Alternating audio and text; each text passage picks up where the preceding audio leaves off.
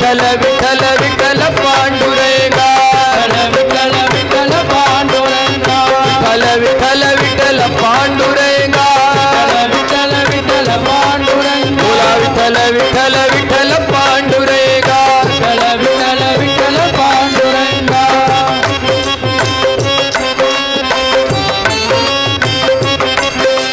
பெரியோர்களே, மகிழ்ச்சி மகிழ்ச்சி மகிழ்ச்சி.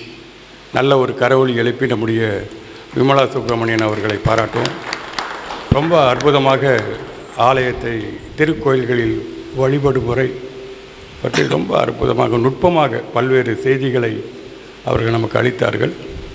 அவர்களுக்கு சங்கீத சபா சார்பாக நன்றியை தெரிவித்துக் கொள்கிறோம். தொடர்ந்து இந்த பார்த்தீங்களா, நம்முடைய ராமலிங்க வள்ளலார் சொல்லுவார், மேடையிலே வீசிடும் மெல்லிய பூங்காற்றுன்னு. அந்த மெல்லிய பூங்காற்று ஒலி வாங்கி மூலமாக கேட்பவர்களுக்கு கேட்க வேண்டும் என்பதற்காக இந்த பேச்சு மேடையை தமிழில், ஆங்கிலத்தில் போடியம், இந்த போடியத்தை ஐயா அவர்கள் மீனாட்சி சுப்பிரமணியன் அவர்கள் இந்த சபாவுக்காக வழங்கி இருக்கிறார்கள். அவருக்கு இன்னும் கைத்தட்டல் பத்தாது, இதையும் வழங்கியிருக்கிறார்கள். அந்த அமர்ந்து பேசுவதற்காக அந்த மேடையையும் அவர் நமக்காக சபாவுக்கு வழங்கியிருக்கிறார். அதை இப்பொழுது முறைப்படி பொருளாளர் நாதன் அவர்கள் கைகளில் பெற்றுக்கொள்ளுமாறு, பெண்ணை தொட்டு பெற்றுக்கொள்ளுமாறு, வாங்க ரெண்டு பேருமே வாங்க, பெற்றுக்கொள்ளுமாறு அன்போடு கேட்டுக்கொள்கிறேன். இதுபோல் நிறைய நான் என்ன செய்யணும்னு ஆசைப்படுறேன். நம்ம சபாவில் அடுத்தடுத்து என்ன தேவைகளோ சொன்னால் அப்பப்போ நான் சிறுக சிறுக எல்லாம் செய்து தருகிறேன். இப்பொழுது முத்துகிருஷ்ணா ஜுவல்லர்ஸ் அதிபர் ரங்கராஜன் சார்பாக 2 சொற்பொழிவாளர்களுக்கும் பொன்னாடை அணிவித்து சிறப்பு செய்கிறார்கள். முதலாவதாக விமலா சுப்பிரமணியன் அவர்களுக்கு நம்முடைய மீனாட்சி சுப்பிரமணியன் ஐயா அவர்கள் பொன்னாடை அணிவித்து, பாப் சார் ஐயா அவர்கள் ஹைதராபாத் கோ முத்துசாமி அவர்களுக்கு வழங்குகிறார்கள். அதனைத் தொடர்ந்து டாக்டர் வாஸ்து பாபு ஐயா அவர்கள் சொற்பொழிவாளர்களுக்கு பொன்னாடை அணிவிக்கிறார்கள். பரிகார பொருட்களை எல்லாம் இது பண்ணுவாங்க, வீட்டுக்கு உரிய பரிகாரங்கள், அவர்கள் எப்படி வழிபடும் முறையை சொல்கிறார்கள் அதுவாறு வீட்டுக்கு உரிய பரிகாரம்.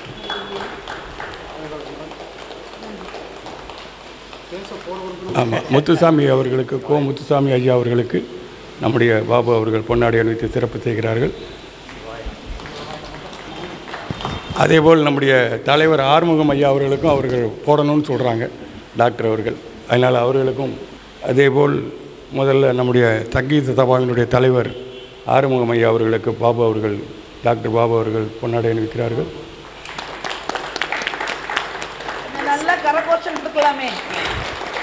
அடுத்து நம்முடைய வள்ளல், நம்ம கர்ணன் மகாபாரதத்தில் பார்த்துருப்போம், ஐயா அவர்களை என்ன ஒரு அருமையான தலைமுறை ஆற்றிய அவர்களுக்கு நம்முடைய பாபு அவர்கள் பொன்னாடை அணிவித்து சிறப்பு செய்கிறார்கள்.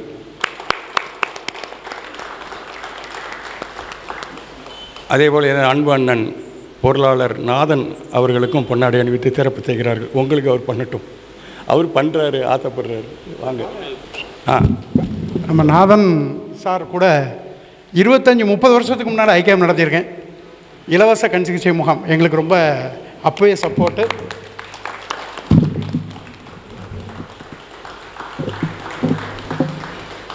இப்பொழுது நாதன் அண்ணன் அவர்கள் விமலா சுப்பிரமணியன் அவர்களுக்கு பொன்னாடை அணிவித்து சிறப்பு செய்கிறார்கள். திருமதி நாதன் அவர்கள் பொன்னாடை அணிவித்து சிறப்பு செய்கிறார்கள். அதேபோல் ஹைதராபாத் சைவ சித்தாந்த பயிற்சி இயக்குனர் நம்முடைய முத்துசாமி ஐயா அவர்களுக்கு பொன்னாடை அணிவிக்கிறார்கள்.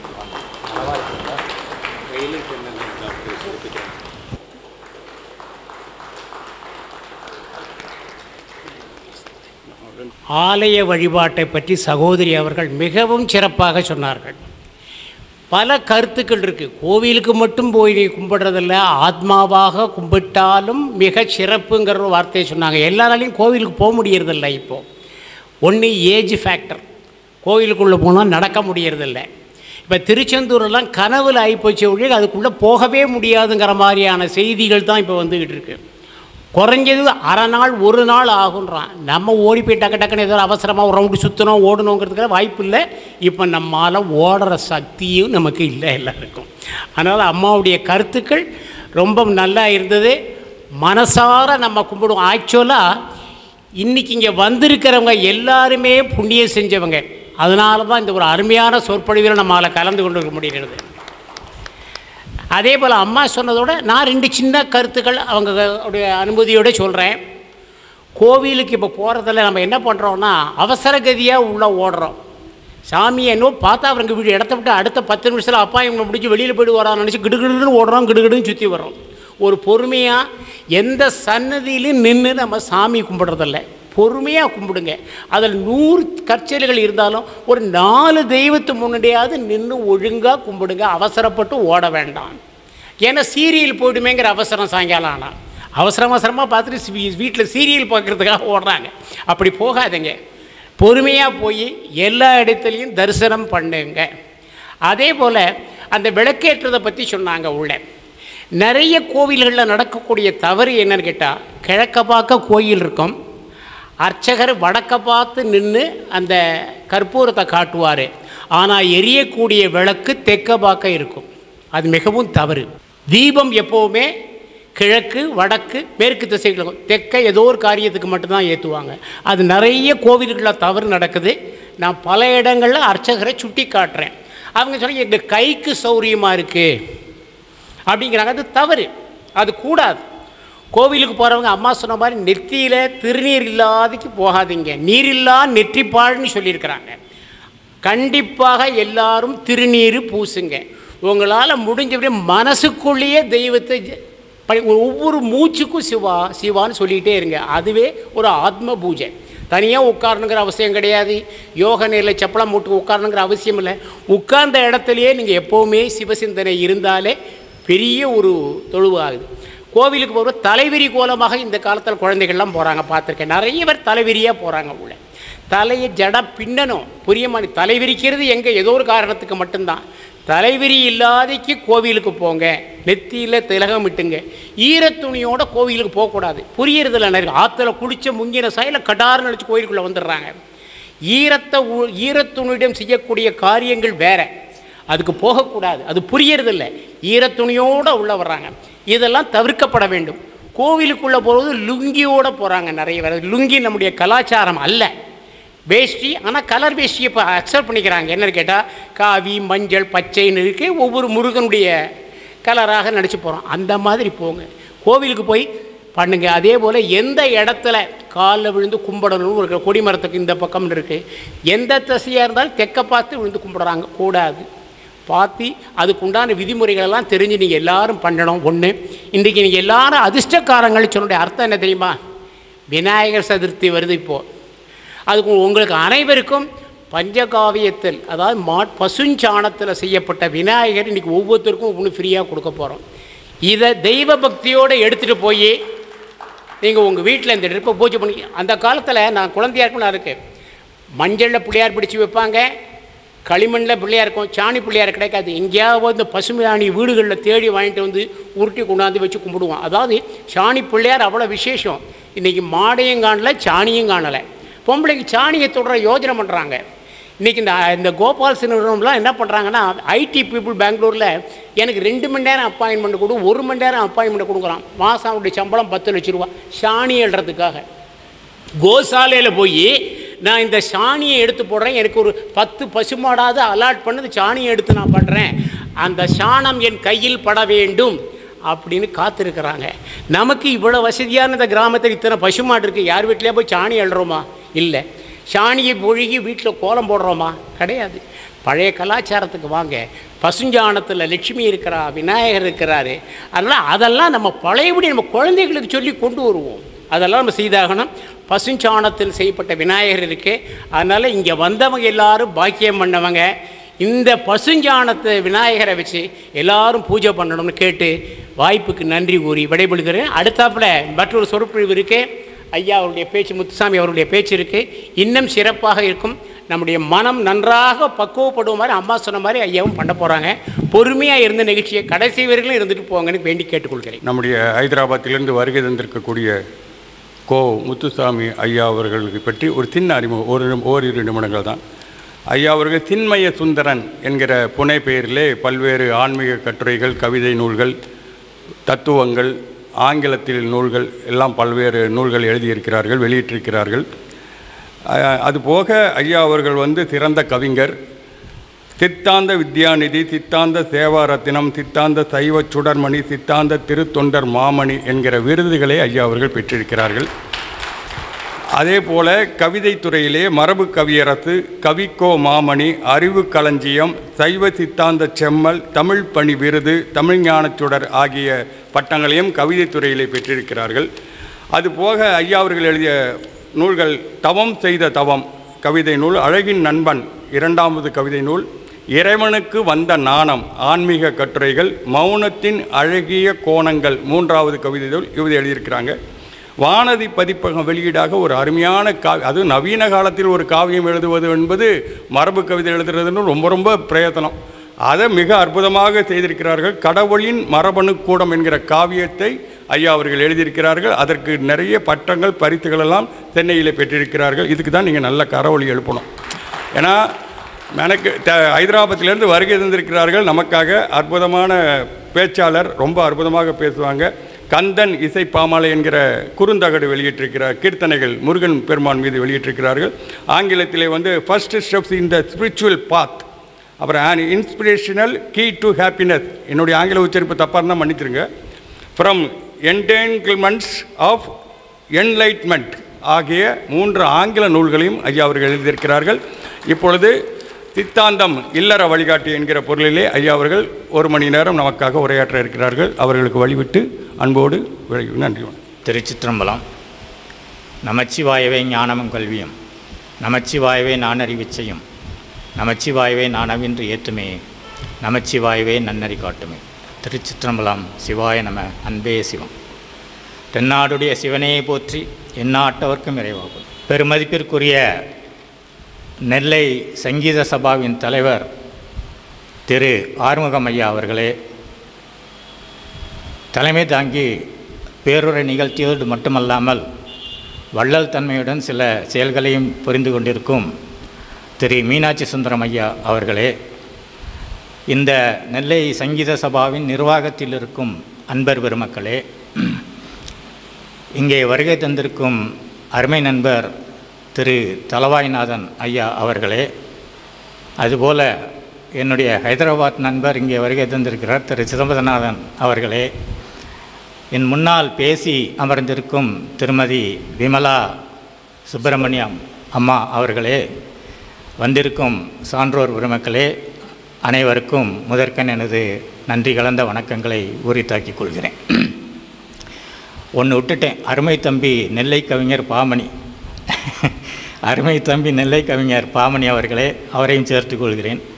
அவர் உடன் பிறந்தான் என்பதனால் விட்டு போய்விட்டது என்னவோ தெரியவில்லை. ஆக இந்த நிகழ்ச்சிக்கு வருகை தந்திருக்கும் உங்கள் அனைவருக்கும் என்னுடைய நன்றி கலந்த வணக்கங்களை தெரிவித்துக் கொள்கிறேன். ஐயா மீனாட்சி சுந்தரம் ஐயா அவர்கள் பேசும் பொழுது ஒன்றை குறிப்பிட்டார்கள். நம்முடைய திரு ஆறுமுகம் ஐயா அவர்கள் இந்த நிகழ்ச்சிக்கு எடுத்திருக்கும் அந்த முயற்சிகள், நிகழ்ச்சியை பற்றி அறிவிப்பதற்கு அவர்கள் எடுத்திருக்கும் முயற்சிகள் என்பதை பார்க்கும் பொழுது, நேற்று இரவு வந்து சேர்த்ததும் என்னுடைய தம்பி பாமணி தெரிவித்தார்கள், இப்படியெல்லாம் முயற்சி எடுத்திருக்கிறார் ஆறுமுகம் ஐயா அவர்கள் என்று. நானே வியந்து போனேன். அவ்வளவு முயற்சி எடுத்ததற்கு இந்த அரங்கம் என்பது நிரம்பி வழிந்திருக்க வேண்டும் சொல்லப்போனால்.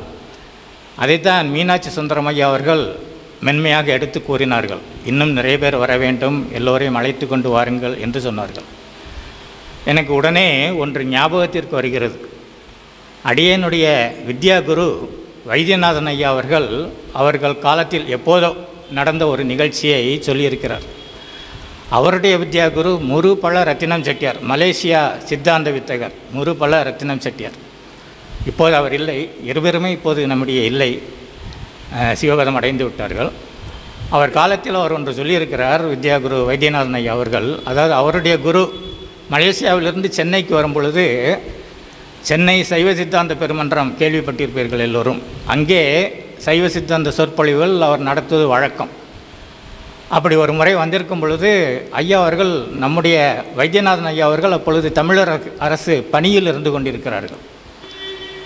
ஆகவே முருபல ரத்தினம் செட்டியார் அவர்கள் வந்திருக்கிறார்கள் என்பது தெரிந்தது. சைவ சித்தாந்த பெருமன்றத்தில் கூட்டம், மாலை நேரத்தில் இவர் அரசு பணியிலிருந்து 5 மணிக்கு வெளியே வந்ததும் அவசரமாக 6 மணிக்கு சைவ சித்தாந்த பெருமன்றத்தில் செல்கிறார். கூட்டம் தொடங்கிவிடுமே, ஐயாவுடைய பேச்சை நாம் கேட்காமல் விட்டுவிடுவோமே என்கிற பயத்தோடு செல்கிறார். அங்கே பேச்சாளரான சித்தாந்த வித்தகரும் கூட ஒருவர் மட்டும் அமர்ந்திருக்கிறார்கள் சைவ சித்தாந்த பெருமன்றத்தில் 6 மணிக்கு. இவர் அவசரம் போனார். இவர் வாருங்கள் என்று சொன்னார்கள். இவர் அமர்ந்து விட்டார். அப்புறம் ஒரு 5 நிமிடத்தில் இன்னொரு பெருமகனார் வந்து அமர்ந்தார் பேச்சை கேட்பதற்கு. உடனே முருப்பல ரத்னம் செட்டியார் ஐயா அவர்கள் நம்முடைய வைத்தியநாதன் ஐயாவை பார்த்து கேட்டாராம், தொடங்கி விடலாமா என்று கேட்டாராம். ஐயா சொன்னார்கள், 4 பேர் தானே ஐயா இருக்கிறோம் என்று சொன்னார்கள். உடனே ரத்னம் செட்டியார் ஐயா சொன்னார்களாம், சைவத்திற்கு அன்றும் நால்வர் இன்றும் நால்வர், சைவத்திற்கு அன்றும் நால்வர் இன்றும் நால்வர், நாம் தொடங்கிவிடுவோம் என்று சொற்பொழிவே தொடங்கினாராம். அந்த நிலையை கருத்தில் கொள்ளும் பொழுது இந்த நிலை நன்றாகவே இருக்கிறது. ஆர்வத்துடன் வந்திருக்கிறீர்கள் பெருமக்கள். எவ்வளவு பேர் வருகிறார்கள் என்பதை விடவும் எவ்வளவு ஆர்வத்துடன் வந்திருக்கிறீர்கள் என்பது தான் முக்கியம். நீங்கள் எல்லோருமே ஒவ்வொரு சிவனடியார்கள் தான். சிந்திப்பார் மனத்தான் சிவன், அப்பெருமான் திருவாக்கு. ஆகவே சிவபெருமானை சிந்திக்கின்ற நீங்கள் ஒவ்வொருவருமே சிவனடியார்கள் தான். வந்திருக்கும் சிவனடியார்களை உங்களை மீண்டும் ஒரு முறை வணங்கி என்னுடைய சொற்பொழிவை தொடங்குகின்றேன். திக்கலாம் புகழூரும் திருநெல்வேலி என்று ஞானசம்பந்தர் பெருமான் தன்னுடைய தேவாரத்தில் சொல்லியிருக்கிறார். திக்கலாம் புகழூரும் திருநெல்வேலி. அவருடைய மருந்தவை மந்திரம் மறுமை நன்னெறியவை என்று தொடங்கும் திருநெல்வேலி திருப்பதிகம். அந்த பதிகத்திற்கு பேரே திருநெல்வேலி திருப்பதிகம், ஞானசம்பந்தர் பெருமானுடைய பதிகம். 8 திக்கும் புகழ் மணக்கும் திருநெல்வேலி நகரம் என்று வர்ணிக்கிறார். ஞானசம்பந்தர் பெருமான் 6வது நூற்றாண்டை சேர்ந்தவர் இல்லையா? அவர் 6வது நூற்றாண்டில் 8 திக்கும் புகழ் மணக்கும் திருநெல்வேலி என்று வர்ணித்தார் என்று சொன்னால், இந்த நகரம் அதன் பல நூற்றாண்டுகளுக்கு முன்னிருந்தே பெயர் பெற்ற நகரமாக இருந்திருக்கிறது என்று நமக்கெல்லாம் தெரிகிறது இல்லையா? அப்படி செழுமை பெற்றிருந்தால்தான் ஒரு அருளாளரால் அப்படி வர்ணிக்க முடியும். அதே பதிகத்தில் சொல்கிறார், பெருந்தன் மா மலர்மிசை அயனவன் அணையவர் பேணு கல்வி திருந்துமா மறையவர் திருநெல்வேலி என்று சொல்கிறார். அதாவது கல்வியில் சிறந்த திருநெல்வேலி. அன்றும் இன்றும் திருநெல்வேலி மாநகரம் கல்வியில் சிறந்துதான் விளங்கி கொண்டிருக்கிறது. அதில் ஒன்றும் ஐயமில்லை இல்லையா? சுந்தரர் பெருமான் தன்னுடைய திருத்தொண்ட தொகையில் ஒரு இடத்தில் சொல்லுவார், நிறைகொண்ட சிந்தையான் நெல்வேலி வென்ற நின்ற சீர் நெடுமாறன் அடியார்க்கும் அடியேன் என்று வர்ணிப்பார். அதாவது நிறைகொண்ட சிந்தையான் நெய்வேலி என்று வர்ணிக்கிறார். நிறைவான சிந்தனையை உடையவர்கள் நெய்வேலி மக்கள், நெல்வேலி மக்கள். நிறைவான சிந்தனையை உடையவர்கள் நெல்வேலி மக்கள். அடியேன் சொல்வதல்ல, நம்முடைய சுந்தரர் பெருமான் சொன்ன அருள் வாக்கு அது. செல்வம் என்பது சிந்தையின் நிறைவு என்று சொன்னார் இல்லையா குமரகுருபரர், அப்படி தானே இல்லையா? ஆகவே நிறைந்த சிந்தனையுடைய உங்களை எல்லாம் இன்று சந்திப்பதில் எனக்கு மிகுந்த மகிழ்ச்சியை தருகிறது. நினைத்து பார்க்கிறேன், தமிழுக்கும் சைவத்திற்கும் இந்த திருநெல்வேலி மண்ணில் பிறந்து தொண்டு செய்த மகான்கள் ஒருவரா இருவரா? எண்ணிலடங்காத மகான்கள். ஒருவரை சொல்லி இன்னொருவரை சொல்லாவிட்டால் அது தவறாகிவிடும். ஆகவே யாரையுமே குறிப்பிடாமல் எண்ணற்ற மகான்கள் பிறந்த இந்த திருநெல்வேலி பூமி என்பதை நாம் நினைவில் கொள்ள வேண்டும். அதாவது பொதிகை மலைக்கு அகத்திய முனி வந்ததாக சொல்லப்படும் அந்த நாளின் முன்பிருந்தே இந்த பொருணை தமிழ் நிலம் மண் வளமும் மனவளமும் மொழி வளமும் செழித்ததாக இருந்திருக்கிறது. அப்படி இருந்ததுனால்தான் அகத்திய முனி இலக்கணம் செய்தார். ஒரு மொழிக்கு இலக்கணம் செய்கிறார் என்று சொன்னால் அது ஏற்கனவே இலக்கியத்தில் சிறந்து விளங்க வேண்டும். இலக்கியம் சிறக்காமல் இலக்கணம் வராது, அப்படி தானே இல்லையா? அவன் தொல்காப்பியருக்கு முந்தினவர் அகத்திய முனி என்று நாம் வரலாற்றில் படிக்கிறோம். அப்போ அவர் செய்த இலக்கணம் நாம் கிடைக்கவில்லை, அது வேறு. தொல்காப்பியனார் இலக்கணத்திலிருந்து தான் நம்முடைய தமிழ்மொழி வரலாறு தொடங்குகிறது, அது வேறு. ஆனால் அகத்திய முனி ஒரு இலக்கணம் செய்தார் என்கிற அந்த தகவலே அதற்கு முன் இந்த தமிழ்மொழி இந்த பொதிகை பொருணை மண்ணில் எவ்வளவு வளமாக செழித்து பல நூற்றாண்டுகளாக செழித்து வளர்ந்து கொண்டிருக்கிறது என்பதை நாம் புரிந்து கொள்ள முடிகிறது. ஆகவே இந்த மண்ணில், அடியேனும் பிறந்த இந்த மண்ணில் அடியேனும் இந்த மண்ணில் தான் பிறந்தேன், தச்சநல்லூரில். அடியேனும் இந்த மண்ணில் தான் அடியேனும் பிறந்த இந்த மண்ணில் இந்த சான்றோர்கள் அவையில் பேசும் வாய்ப்பு கிடைத்தமையை ஒரு பெரும் பேராக கருதுகிறேன். இன்று எடுத்துக்கொண்ட தலைப்பு சித்தாந்தம் இல்வாழ்க்கை வழிகாட்டி என்கிற ஒரு தலைப்பு. சித்தாந்தம் என்றால் திருநெல்வேலியில் வந்து சித்தாந்தம் என்று சொன்னால் அது சைவ சித்தாந்தத்தை தான் குறிக்கும், வேறு எந்த சித்தாந்தத்தையும் அது குறிக்காது. ஆகவே சைவ சித்தாந்தம் இல்வாழ்க்கை வழிகாட்டி என்பது எடுத்துக்கொண்ட தலைப்பு.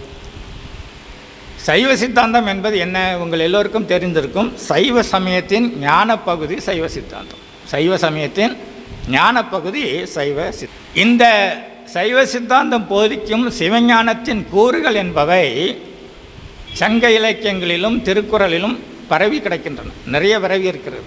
திருக்குறள் சொல்லப்போனால் ஒரு சைவ சித்தாந்த நூலை என்று முன்னால் நம்முடைய அறிஞர்கள் எல்லாம் நிரூபித்து காட்டியிருக்கிறார்கள். திரு வஜ்ரவேல் முதலியார் ஐயா அவர்கள், இளையண்டிய வித்யாகுரு திரு வைத்தியநாதன் ஐயா அவர்கள், இவர்களெல்லாம் சைவ சித்தாந்த திருக்குறளின் உட்கடை சைவ சித்தாந்தமே என்று நூல்களை எழுதி வெளியிட்டிருக்கிறார். ஆகவே திருக்குறள் ஒரு சைவ நூல் என்று யாரெல்லாமோ எப்படி இல்லாமல் அதை பாடாக படித்து கொண்டிருக்கிறார்கள் திருக்குறளை, அதை விட்டு விடுவோம் நாம். திருக்குறள் என்பது அடிப்படையில் ஒரு சைவ நூல் என்பதில் எந்தவித சந்தேகமும் நமக்கு கிடையாது. ஆகவே அந்த திருக்குறளிலும் அந்த சைவ நம்முடைய சங்க இலக்கியங்களிலும் இந்த ஞானத்தின் கூறுகள் நிறையவே விரவி கிடைக்கின்றன. என்றாலும் கூட 6ஆம் நூற்றாண்டில் ஞானசம்பந்தர் பெருமானும் அப்பர் பெருமானும் அவதரித்த அந்த நாளிலிருந்து தோன்றிய அந்த 12 திருமுறைகள் 12ஆம் நூற்றாண்டு வரை, சேக்கிழார் பெருமான் பெரிய புராணம் செய்த அந்த 12ஆம் நூற்றாண்டு வரை, அந்த 6 நூற்றாண்டுகள் தொடர்ந்து வெளிவந்த அந்த 12 திருமுறைகள் அந்த ஞானத்தை நமக்கு பக்திமயமாக்கி தந்தன. அதே ஞானத்தை பக்திமயமாக்கி நமக்கு ஊட்டின இந்த 12 திருமுறைகள். 13ஆம் நூற்றாண்டில் மெய்கண்ட சுவாமிகள் அவதரிக்கிறார். அந்த மெய்கண்ட சுவாமிகளால் இந்த ஞானம் ஒரு வரையறைக்கு உட்பட்டது, ஒரு வடிவத்திற்கு கொண்டு வந்தார். அதுவரை அப்படியே கூறுகளாக இருந்த அந்த சைவ சித்தாந்த கருத்துக்களை எல்லாம் எடுத்து ஒரு வரையறைக்கு உட்படுத்தி தந்த பெருமை மெய்கண்டார் சுவாமிகளை சேரும். அவர் திருப்பெண்ணாகடகத்தில் அவதரித்த மெய்கண்ட சுவாமிகள் திருவெண்ணை நல்லூரில் சிவஞான போதத்தை அருளினார். அவருடைய தலையாய மாணக்கர் அருள்நந்தி சிவாச்சாரியார் அந்த சிவஞான போதத்திற்கு செய்யுள் நடையிலேயே ஒரு அருமையான ஒரு விரிவுரையை செய்யுள் நடையிலேயே அருளினார் சிவஞான சித்தியார். அந்த மெய்கண்டார் குரு பரம்பரையில் 4வது அவதரித்த உமாபதி சிவாச்சாரியார் சைவ சித்தாந்தத்திற்காக 8 அருமையான நூல்களை தந்திருந்தாலும் அதில் சிவபிரகாசம் தலையாய ஒரு நூல். ஆக இந்த சிவஞான போதம், சிவஞான சித்தியார், சிவபிரகாசம் என்கிற இந்த 3 நூட்களும் சைவ சித்தாந்தத்திற்கு முதன்மையான சாத்திர நூட்கள். 14 சாஸ்திரங்கள் இருக்கின்றன. அவற்றுள் முதன்மையான சாஸ்திர நூட்கள் 3 எவையெல்லாம் என்று கேட்டால் சிவஞான போதம், சிவஞான சித்தியார், சிவபிரகாசம். அப்போ இந்த சிவஞானத்தை போதிக்கும் சைவ சித்தாந்தம் இல்வாழ்க்கைக்கு வழிகாட்டியாக முடியுமா? அது போதிப்பது சிவஞானம். சிவஞானம் என்ன என்றால் என்ன? இறைவன் திருவடியை, சிவபெருமான் திருவடியை அடையும் வழி இல்லையா? இறைவன் திருவடியை அடையும் வழி, சிவபெருமான் திருவடியை அடையும் வழி, அதை போதிப்பது சிவஞானம். அப்போ இந்த சிவஞானத்தை தரும் அந்த சைவ சித்தாந்தம் இல்வாழ்க்கைக்கு வழிகாட்டியாக முடியுமா? ஒரு கேள்வி எழலாம் இல்லையா? அப்போ துறவரத்திற்கு தானே வழிகாட்ட வேண்டும், அது எப்படி இல்வாழ்க்கை வழிகாட்டி என்று நீங்கள் சொல்ல போகிறீர்கள் என்று ஒரு ஐயம் எழலாம் யாருக்காவது. இப்போ துறவு என்றால் என்ன? ஆசைகளை துரத்தல், அப்படி தானே? துறவுனா என்ன? ஆசைகளை துரத்தல், இன்ப துன்பங்களை சமமாக பாவிக்கும் மனப்பக்குவம் பெறுதல், எப்போதும் இறைவுணர்வோடு இருத்தல். இவையெல்லாம் இல்வாழ்வானுக்கும் சாத்தியமே. இல்வாழ்க்கை நடத்துபவர்களுக்கும் கொஞ்சம் கஷ்டமாக இருக்கும் ஆசையை துரத்தல். என்ன, போத்தீஸில் டிஸ்கவுண்ட்டுன்னு போட்டால் உடனே போக தோணுதில்லை, அப்படி தானே இல்லையா? அப்போ கொஞ்சம் சிரமமாக இருந்தாலும் ஆசைகளை துறக்க முடியும், மெல்ல மெல்ல துறக்க முடியும்.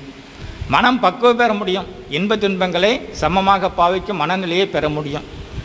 அதுபோல் எப்போதும் இறை உணர்வுடன் இருத்தல், இவை எல்லாமே இல்வாழ்வனுக்கும் சாத்தியமே. ஆகவே இறை உணர்வோடு இல்வாழ்க்கை நடத்தியே இறைவனை அடைய முடியும் என்று சொல்வது சைவ சித்தாந்தம். ஹைதராபாத்தில் 22 ஆண்டுகளாக சைவ சித்தாந்த வகுப்புகளை நடத்தி கொண்டிருக்கிறேன். ஒவ்வொரு 2 ஆண்டுக்கும் ஒரு முறையும் புதிய மாணவர்கள் சேருவார்கள். அவர்களுக்கு முதல் வகுப்பில் நான் சொல்வது வழக்கம், சைவ சித்தாந்தம் உங்களை துறவியாக போக சொல்லவில்லை, உங்களை காவி உடுத்த சொல்லவில்லை, உங்களை காவி உடுத்த சொல்லவில்லை. உங்களை காவிமயமாக்குவது சைவ சித்தாந்தத்தின் நோக்கம் அல்ல, உங்கள் வாழ்க்கையை காவியமாக்குவது சைவ சித்தாந்தத்தின் நோக்கம் என்று என்னுடைய மாணவர்களுக்கு சொல்வது வழக்கம். அதே உங்களுக்கும் திருப்பி சொல்கிறேன் இங்கே. ஆக இறை உணர்வோடு இல்வாழ்க்கை நடத்தியே இறைவன் திருவடியை அடைய முடியும் என்பதை திட்டவட்டமாக வழிகாட்டுகிறது நமக்கு சைவ சித்தாந்தம். இப்போது இறைவன் படைத்தான் என்கிறோம். சைவ சித்தாந்தம் தெரிந்தவர்களுக்கெல்லாம் தெரியும், இறைவன் 5 தொழில் ஆற்றுகிறான். அப்படி தானே இல்லையா? 5 தொழில்: படைத்தல், காத்தல், ஒடுக்குதல், மறைத்தல், அருள். 5 தொழில். சைவ சித்தாந்தம் தெரியாதவர்கள் முத்தொழில் என்று சொல்வார்கள், படைத்தல், காத்தல், அழித்தல் என்று சொல்வார்கள். இப்போ இறைவன் படைத்தான் என்கிறோமே, எதை படைத்தான் என்பது கேள்வி. ஆன்மாவாகிய நம்மை படைத்தானா? உயிர்களாகிய நம்மை படைத்தானா இறைவன்? உயிர்களாகிய ஆன்மாக்களாகிய நம்மை இறைவன் படைத்தானா? யாராவது சொல்லுங்கள், நம்மை படைத்தானா இறைவன்? படைக்கவில்லை. அப்படிதான் இல்லையா? இறைவன் உயிர்களை படைக்கவில்லை. ஏனென்று கேட்டால் இறைவனைப் போலவே என்றும் உள்ளவை உயிர்களாகிய நாமும். தாய்மானவர் அருமையாக சொல்வார், என்று நீ அன்று உளம் யாம் என்பார் இறைவனை பார்த்து. இறைவனைப் போலவே அனாதியே உயிர்களாகிய நாமும் இருந்து கொண்டே தான் இருக்கிறோம். நம்மை இறைவன் படைக்கவில்லை. பின் எதை படைத்தான்? அவன் படைத்தான் என்கிறோமே, எதை படைத்தான் என்பது கேள்வி. அவன் எதை படைத்தான் என்று கேட்டால், உயிர்கள் வாழ்வதற்கான அவற்றின் உடம்புகளை, இந்த உடம்பு இருக்கிறது பார்த்தீங்களா, அந்த உடம்புகளையும் இந்த உடம்போடு கூடிய உயிர்கள் வாழ்வதற்கான இந்த உலகத்தையும் படைத்து தந்திருக்கிறான் இறைவன். அவன் படைத்தது அதைத்தான். அப்போ ஏன் அப்படி அவன் படைக்க வேண்டும், எதற்காக படைக்க வேண்டும் என்பது அடுத்த கேள்வி. இறைவனைப் போலவே என்றும் உள்ளவே உயிர்கள் என்று சைவ சித்தாந்தம் நிலைநாட்டுகிறது. அதையெல்லாம் அந்த தர்க்க ரீதியான விஷயங்களெல்லாம் இங்கே எடுத்து சொல்ல நமக்கு நேரம் போதாது, நம்முடைய தலைப்பும் அது அல்ல, அதனால் அதை விட்டு விடுகிறேன். அந்த இறைவனைப் போலவே என்றும் உள்ளன உயிர்கள். ஆனால் இந்த உயிர்கள் இறைவனைப் போல பேரறிவோ பேரின்பமோ உடையனவாக இல்லை. அவை சித்தறிவு உடையவை. அதே நேரத்தில் அனாதியே உள்ள அந்த உயிர்களை அனாதியே ஆணவம் என்கிற ஒரு ஜட ஆற்றல், ஆணவம் என்கிற ஒரு ஜட ஆற்றல் உயிர்களை பந்தித்து அறியாமையில் ஆழ்த்தி விடுகிறது. இந்த ஆணவம் என்கிற சொல்லுக்கு சைவ சித்தாந்தம் சொல்லும் பொருள் வேறு, அன்றாட வாழ்க்கையில் நாம் பயன்படுத்தும் பொருள் வேறு. அதை நாம் புரிந்து கொள்ள வேண்டும். அன்றாட வாழ்க்கையில் ஆணவன் அவன் ஆணவம் பிடிச்சு அலைகிறான். ஐயா அவனு சொன்னால் என்ன அர்த்தம்னா, அகந்தையோடு தெரிகிறான், கர்வத்தோடு தெரிகிறான் என்று பொருள். ஆனால் சைவ சித்தாந்தம் சொல்லும் ஆணவம் அதுவல்ல. சைவ சித்தாந்தம் என்ன சொல்கிறது? எந்த ஒரு ஜட ஆற்றல் இயல்பாக விரியும் தன்மையுடைய ஆன்ம அறிவை அணுப்படுத்தி சுருக்கியதோ அந்த ஜட ஆற்றலுக்கு ஆணவம் என்று பெயர். புரிகிறதோ உங்களுக்கு? அணுப்படுத்தியதால் ஆணவம், அணுப்படுத்தியதால் ஆணவம். அதே சைவ சித்தாந்தம் நமக்கு எடுத்து சொல்லுகிறது. அப்போ இந்த ஆணவம் ஒரு இருட்பொருள் இல்லையா? ஆணவம் ஒரு இருட்பொருள். அறியாமை என்பது இருள் தானே இல்லையா? ஆணவ காரிருள் என்று வர்ணிப்பார் தாய்மான சுவாமிகள். இருள் சேர் இறைவினை என்பார் வள்ளுவர் பெருமான். இருள் சேர் இருவினையும் சேரா இறைவன் பொருள் சேர் புகழ் புரிந்தார் மாட்டு. அப்போ அந்த திருக்குறளுக்கு இருள் என்கிற சொல்லுக்கு இந்த ஆணவ மலத்தை அறியாமையை செய்யும் ஆணவத்தை குறிக்கும் சொல்லது. ஆனால் திருவள்ளுவர் அதை பொதுமறையாக தந்ததுனால அதை நாம் அறியாமை என்கிற பொருளையே எடுத்துக்கொள்கிறோம். இரண்டு ஒன்று தானே, அறியாமையை செய்வதும் அறியாமையும் ஒன்று தானே. அப்போ அந்த இருள் என்கிற சொல் அறியாமை, அதாவது அகவிருளை குறிக்கிறது. அறியாமை என்பது நம்முடைய அகவிருள், புறத்தை இருக்கும் இருள் புற இருள். இந்த அகவிருளை குறிக்கின்ற அந்த இருள் என்கிற சொல் அது ஆணவம். அந்த ஆணவம் என்கிற ஜட ஆற்றலின் பிடியிலிருந்து இந்த உயிர்களை விடுவிக்க வேண்டும். அது இறைவன் கருணையோடு சிந்திக்கிறான். அப்படி உயிர்களை விடுவித்து தன்னை போல் ஆக்குவதற்கு அதுதான் மிக முக்கியம். இறைவன் என்ன செய்கிறான், இந்த ஆன்மாக்களின் மேல் கருணை கொண்டு இந்த ஆன்மாக்கள் எல்லாம் தன்னை போலாக வேண்டும், அதாவது சிவமாம் தன்மை பெற வேண்டும், சித்தாந்த வார்த்தையில் சிவமாம் தன்மை பெற வேண்டும் என்பதற்காக இறைவன் இந்த படைப்பை செய்கிறான். என்ன அப்போ ஏன் அப்படி என்று கேட்டால், அறிவிக்கவே அறியும் இயல்புடைய ஆன்மாக்கள். அப்படிதான் இல்லையா? நமக்கு இயல்பாக எதையாவது தெரிஞ்சுக்க முடியுதா? முடியலை. ஒருவர் நமக்கு அறிவிக்க வேண்டும். குழந்தை பருவத்தில் அப்பா அம்மா அறிவித்தார்கள் நமக்கு, இல்லையா? ஒவ்வொரு வார்த்தையாக சொல்லிக் கொடுத்தார்கள். அம்மா முதல்ல சொல்லிக் கொடுக்குறார், இது அப்பா, இது தாத்தா, இது பாட்டி. அம்மா சொல்லிக் கொடுக்குறார். அப்புறம் அப்பா சொல்லிக் கொடுக்குறார். அப்புறம் பள்ளிக்கு சென்ற பிறகு ஆசிரியர்கள் சொல்லிக் கொடுக்கிறார்கள். வளர வளர கல்விக்கூடங்கள், பல்வேறு கல்விக்கூடங்கள் சொல்லிக் கொடுக்கின்றன. அதோடு மட்டுமல்லாமல் நண்பர்கள் சொல்லிக் கொடுக்கிறார்கள். இந்த காலத்தில் மொபைல் ஃபோனும் சொல்லிக் கொடுக்கிறது நிறைய விஷயங்களை. அப்படி தானே இல்லையா? ஆக வாழ்க்கை அனுபவங்கள் தனியாக சொல்லிக் கொடுக்கின்றன. வாழ்க்கை அனுபவங்கள் என்பது தனியாக சொல்லிக் கொடுக்கின்றன. ஆகவே அறிவிக்கவே அறியும் தன்மையுடையவர்களாக ஆன்மாக்களாக நாம் இருந்து கொண்டிருக்கிறோம். ஆக இந்த அறிவிக்கவே அறியும் இயல்புடைய அந்த ஆன்மாக்களுக்கு அறியாமை நீங்க வேண்டும் என்றால் அவைகளை அறிவித்து அனுபவிக்க வைக்க ஒரு தளம் வேண்டும். அப்படி தானே இல்லையா? அந்த தளம், பிளாட்ஃபார்ம் என்று ஆங்கிலத்தில் சொல்கிறோம் அல்லவா, அந்த தளம்தான் இந்த உடம்பும் இந்த உலகம். அந்த தளமாக இந்த உடம்புகளையும் இந்த உலகையும் இறைவன் நமக்காக மாயை என்கிற ஜட ஆற்றலிலிருந்து படைத்து அழிக்கிறான் என்பது சித்தாந்தம். அப்போ அப்படி செய்யும் பொழுது இறைவன் என்ன செய்கிறான், முதல் பிறவின்னு ஒன்று இருக்கணும் இல்லையா? இந்த ஆன்மாக்கள் பிறவிக்கு வரும் முன்னால் இந்த ஆணவத்தில் பிடியுண்டு அறியாமையில் விழுந்து கிடந்தன. அந்த நிலையிலிருந்து அந்த ஆன்மாக்களை முதலாக இறைவன் ஒரு பிறவிக்கு உட்படுத்தினானா இல்லையா? அந்த முதல் பிறவியை பற்றி சைவ சித்தாந்த சாஸ்திரங்கள் கூட எதுவும் பேசவில்லை, ஒரே ஒரு சாத்திரத்தை தவிர. அந்த சாத்திரத்தின் பெயர் போற்றி பக்துடை. அந்த போற்றி பக்துடை என்கிற அந்த அருமையான சிறிய நூலையும் அருளி செய்தவர் உமாபதி சிவாச்சாரியார் தான். அதில் அவர் அருமையாக சொல்லுகிறார், முதல் பிறவியை பற்றி பேசுகிறார். அதில் என்ன, ஞானத்தின் கண்ணை மறைத்த கடிய தொழில் ஆணவத்தால், கடிய தொழில் ஆணவம் என்ற ஆணவத்தை வர்ணிக்கிறார். அது என்ன செய்கிறது, நம்முடைய ஞானம் அறிவாகிய கண்ணை மறைத்து விடுகிறது, அறியாமையை செய்து விடுகிறது. அந்த ஆணவத்தால் என்னும் செயல் மாண்ட எவ்வுயிர்க்கும், எண்ணத்தையும் எண்ணும் திறனையும் செயல் செய்யும் திறனையும் கூட இழந்துவிட்ட அந்த ஆன்மாக்களுக்கு என்ன செய்கிறார், எவ்வுயிர்க்கும் உள்நாடி இறைவன் என்ன செய்கிறானாம், அந்த ஆன்மாக்களின் உள்ளே புகுந்து அந்த ஆன்மாக்களின் இச்சையை ஒரு முறை பார்த்து கொண்டு உள்நாடி கற்புலனால் காணார்தம் கை கொடுத்த கோலை போல், கண் தெரியாதவருக்கு ஒரு கைத்தடி கொடுத்து உதவுகிறோமா இல்லையா? அதுபோல் இறைவன் இந்த ஆன்மாக்களுக்கு என்ன செய்கிறான், முற்பால் தனு தந்து, முற்பால் என்ன செய்கிறான், ஒரு சூக்கும உடம்பை தருகிறான். என்ன உடம்பு? சூக்கும உடம்பு, நுண்ணுடம்பு. அந்த நுண்ணுடம்பு என்பது சுவை, ஒளி, ஊறு, ஓசை, நாற்றம், மனம், புத்தி, அகங்காரம் ஆகிய 8 தத்துவங்களால் ஆனது.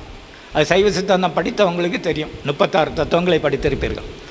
அந்த 8 தத்துவங்களாலான ஒரு நுண்ணுடம்பை, ஒரு சூக்கும உடம்பை பொருத்துகிறான் இறைவன். அப்படி முதலில் பொருத்தப்பட்ட அந்த சூக்கும உடம்பு நாம் முத்தி பெறும் காலம் வரைக்கும் நம்மோடையே வந்து கொண்டிருக்கிறது. நாம் எடுக்கும் மறுபிறவிகளிலெல்லாம் இந்த சூக்கும உடம்போடு தான் நம்ம மறுபிறவி எடுத்துக்கொண்டே இருக்கிறோம். என்ன அப்போ அந்த சூக்கும உடம்பை பொருத்தியதும் அந்த ஆன்மாக்கள் அந்த மனமும் புத்தியும் சேர்ந்தவுடன் வெளிப்படுத்திய அந்த விருப்பு வெறுப்புகளை பார்த்து இறைவன் முதல் தூள உடம்பை, தூள உடம்பு என்பது இந்த வெளி உடம்பு, முதல் தூள உடம்பை பொருத்துகிறான். இதில் என்னவெல்லாம் இருக்கிறது, மெய்வாய் கண்மூக்கு செவி உள்ளே மனம் புத்தி அங்கரம் முதலிய கருவி காரணங்கள் எல்லாம் இருக்கின்றன.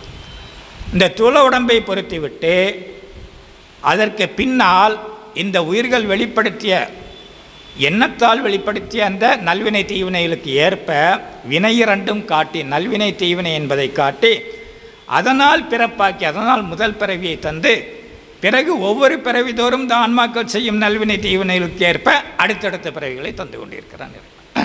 இப்போ அருமையாக இந்த சாத்திர நூல் கை கொண்டு மீட்டறிவு காட்டும் வினை போற்றி என்று சொல்கிறார் உமாபதி சிவாச்சாரியார். அப்போ உயிர்களுக்கு உடம்புகளை பொருத்தி அவை வாழ இந்த உலகை படைக்கிறான் இறைவன். எப்படி படைக்கிறான் அந்த உலகை? ஏனோ தானோ வென்ற படைக்கிறான்? இல்லை, ஒரு மகா கவிஞனின் அழகு உணர்ச்சியோடு இந்த உலகை படைக்கிறான். நினைத்து பாருங்கள், ஒரு மகா கவிஞனின் அழகுணர்ச்சியோடு இந்த உலகை படைத்தந்திருக்கிறான் இறைவன். இந்த பிரபஞ்சத்தை பாருங்கள்.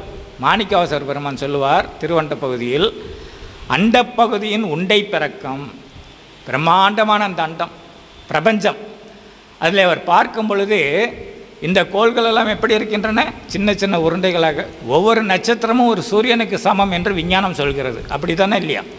இத்தனை கோள்கள், இத்தனை நட்சத்திரங்கள், இந்த அண்டப்பகுதியின் உண்டை பிறக்கம் அளப்பெரும் தன்மை, வளப்பெரும் காட்சி. அளத்தற்கரிய தன்மையுடையது, வளமையான காட்சியை தந்து கொண்டிருக்கிறது. மாணிக்கவாசகர் பெருமான் பிரபஞ்சத்தை வர்ணிக்கிறார். ஒன்றனுக்கு ஒன்று நின்று எழில் பகரின் 100 கோடியின் மேற்பட விரிந்தன. எண்ணில் அடங்காது. 100 கோடிக்கு மேலே விரிந்து கொண்டே போகிறது இந்த பிரபஞ்சம்.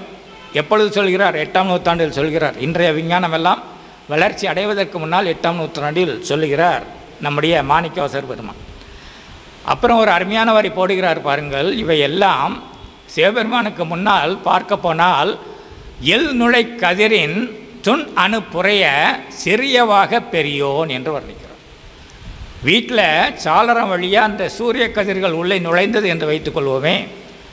சாளரம் வழியாக சூரிய கதிர்கள் உள்ளே நுழைகின்றன. நம்ம வீடை எவ்வளோதான் டெட்டால் விட்டெல்லாம் கழுவி சுத்தப்படுத்தி இருந்தாலும் அந்த சூரிய கதிர்களை நாம் உத்து பார்த்தோமே ஆனால் அதில் இந்த துகள்கள் சுற்றி கொண்டே இருக்கும். கவனித்திருக்கிறீர்களா? அந்த சூரிய கதிர்களில் துகள்கள் சுற்றி கொண்டே இருக்கும். அந்த துகள்களை போன்றது இந்த அண்டத்தில் இருக்கிற எல்லா கோள்களும் யாருக்கு முன்னால்? சிவபெருமானுக்கு முன்னாடி என்று வர்ணிக்கிறார். எல் நுழை கதிரின் துண் அணுப்புறைய சிறியவாக பெரியோன் சிவபெருமான் என்று அந்த சிவபெருமானின் வியாபகத்தில் இந்த அண்ட சராசரங்களும் அடங்கி இருக்கின்றன என்பதை மாணிக்கவாசகர் பெருமான் அற்புதமாக வர்ணிக்கிறார். இந்த பிரபஞ்ச அழகை பாடாத ரசிக்காத புலவர்கள் யாராவது இருக்கிறார்களா? கிடையாது. அப்படி தானே இல்லையா? சம்பந்தர் பெருமான் திருவையாறு செல்கிறார். அந்த திருவையாற்று பதிகம் ஒன்றில் அங்கே இருக்கும் ஒரு அழகு காட்சியை அவர் வெளிப்படுத்துகிறார். ஒரு பதிகத்தில் சொல்லுகிறார், புலனைந்தும் பொறிகளங்கி நெறிமயங்கி அறிவு அழிந்திட்டு ஐமேல் உந்தி அலமந்த போதாக அஞ்சேல் என்று அருள் செய்வான் அவரும் கோயில். இது இறைவனை பற்றிய வர்ணனை. இது இறைவனை பற்றிய வர்ணனை. அதாவது கடைசி காலத்தில் நம்முடைய 5 பொறிகளும் கலக்கம் இது. புலன்களெல்லாம் ஒரு வழியாக நெறி தவறி போய் என்ன செய்வதுன்னு தெரியாமல் மயக்கமுற்று அறிவு சரியாக வேலை செய்யாமல் கபம் மேலே நமக்கு அந்த வருத்தத்தை தந்திருக்கும் அந்த நேரத்திலும் தந்து கொண்டிருக்கும் அந்த நேரத்திலும் அஞ்சேல் என்று அருள் செய்வான் அமருங்கோயில் திருவையாறு என்று இறைவனை வர்ணித்து விட்டார். அப்புறம் சொல்லுகிறார், அது திருவிழா காலம். அன்னைக்கு அவர் பதிகம் பாடின நேரம் திருவையாற்றில் திருவிழா காலம். அதனால் உள்ள இளம்பெண்கள் நடனம் ஆடிக்கொண்டெல்லாம் இருக்கிறார்கள். முரசு அரைந்து கொண்டிருக்கிறது கோயிலுக்குள்ளே. அதை பார்க்கிறார் சம்பந்தர் பெருமான். சொல்லுகிறார், வர்ணிக்கிறார், வலமந்த மடவார்கள் நடமாட. வலமந்த மடவார்கள்னால் பெண்கள். அவர்கள் இறைவன் திருக்கோயிலில் அந்த பிரகாரத்தில் வலம் வந்து அவர்கள் நடனமாட, அந்த நடனத்திற்கு ஏற்ப முழவு அதிர முரசு அரைந்து கொண்டிருக்க. என்ன முரசு அரைந்து கொண்டிருக்க, இதை கோயிலுக்கு வெளியில் இருக்கிற குரங்குகள் கேட்குது. இந்த சத்தத்தை கேட்டுட்டு இந்த பெண்கள் நடனம் ஆடும்போது ஒரு மின்னல் மாதிரி அவர்களுடைய அசைவு ஒரு மின்னல் ஒளியை உண்டு பண்ணுது. இந்த முழவு ஓசையை இந்த குரங்குகள் என்ன நினச்சிட்டு தான்? இடின்னு நினச்சிட்டு தான். இந்த பெண்களுடைய அந்த அழகை மின்னல்னு நினச்சிட்டு தான் இந்த குரங்குகள் நினச்சிட்டு என்ன பண்ணிச்சு தான், முழவதிர மழை என்று அஞ்சி மழை வருமோ என்று பயப்பட்டு சிலமந்தி அலமந்து மரமேறி முகில் பார்க்கும். மேலே மழை மேகம் தெரிகிறதா என்று இந்த குரங்குகள்லாம் மரத்தில் மேலே ஏறினா அப்படி பார்க்குதான். இதில் ஒரு நுட்பம் என்ன வைக்கிறார்னு சொன்னால், சிலமந்திங்கிறார், சில குரங்குகள்ங்கிறார். ஏன் எல்லா குரங்கையும் சொல்ல வேண்டியது தானே? அப்படி தானே இல்லையா? ஏன் சில குரங்குங்கிறார்? அதில் ஒரு நுட்பம் இருக்குது. உள்ளூர் குரங்குகளுக்கு அது திருவிழான்னு தெரியும், அதனால் அவற்றுக்கு பயம் கிடையாது. இந்த வெளியூர்லேருந்து வந்திருக்கும் பாருங்க குரங்குகள், அந்த குரங்குகள் தான் இது புதுசு. அதனால் அந்த குரங்குகள் பயப்பட்டு மரத்தில் ஏறி மழை வருமான்று அஞ்சு பார்க்கின்றோம். இப்படி வர்ணிக்கிறார் நம்முடைய சம்பந்தர் பெருமான். இயற்கையை வர்ணிக்காத புலவர்கள் யாருமே இல்லை, உங்களுக்கெல்லாம் தெரியும். பாரதிதாசன் வர்ணிக்கிறார்கள். அழகின் சிரிப்பு என்று ஒரு நூலை எழுதியிருக்கிறார் பாரதிதாசன், இல்லையா? அதில் சொல்லுகிறார், காலையிலம் பருதியிலே அவளை கண்டேன், கடற்பரப்பில் ஒளிபுணலில் கண்டேன், அந்த சோலையிலே மலர்களிலே தளிர்கள் தம்மில் தொட்ட இடம் எல்லாம் கண்ணில் தட்டுப்பட்டாள். அழகு என்பது இயற்கை அழகு.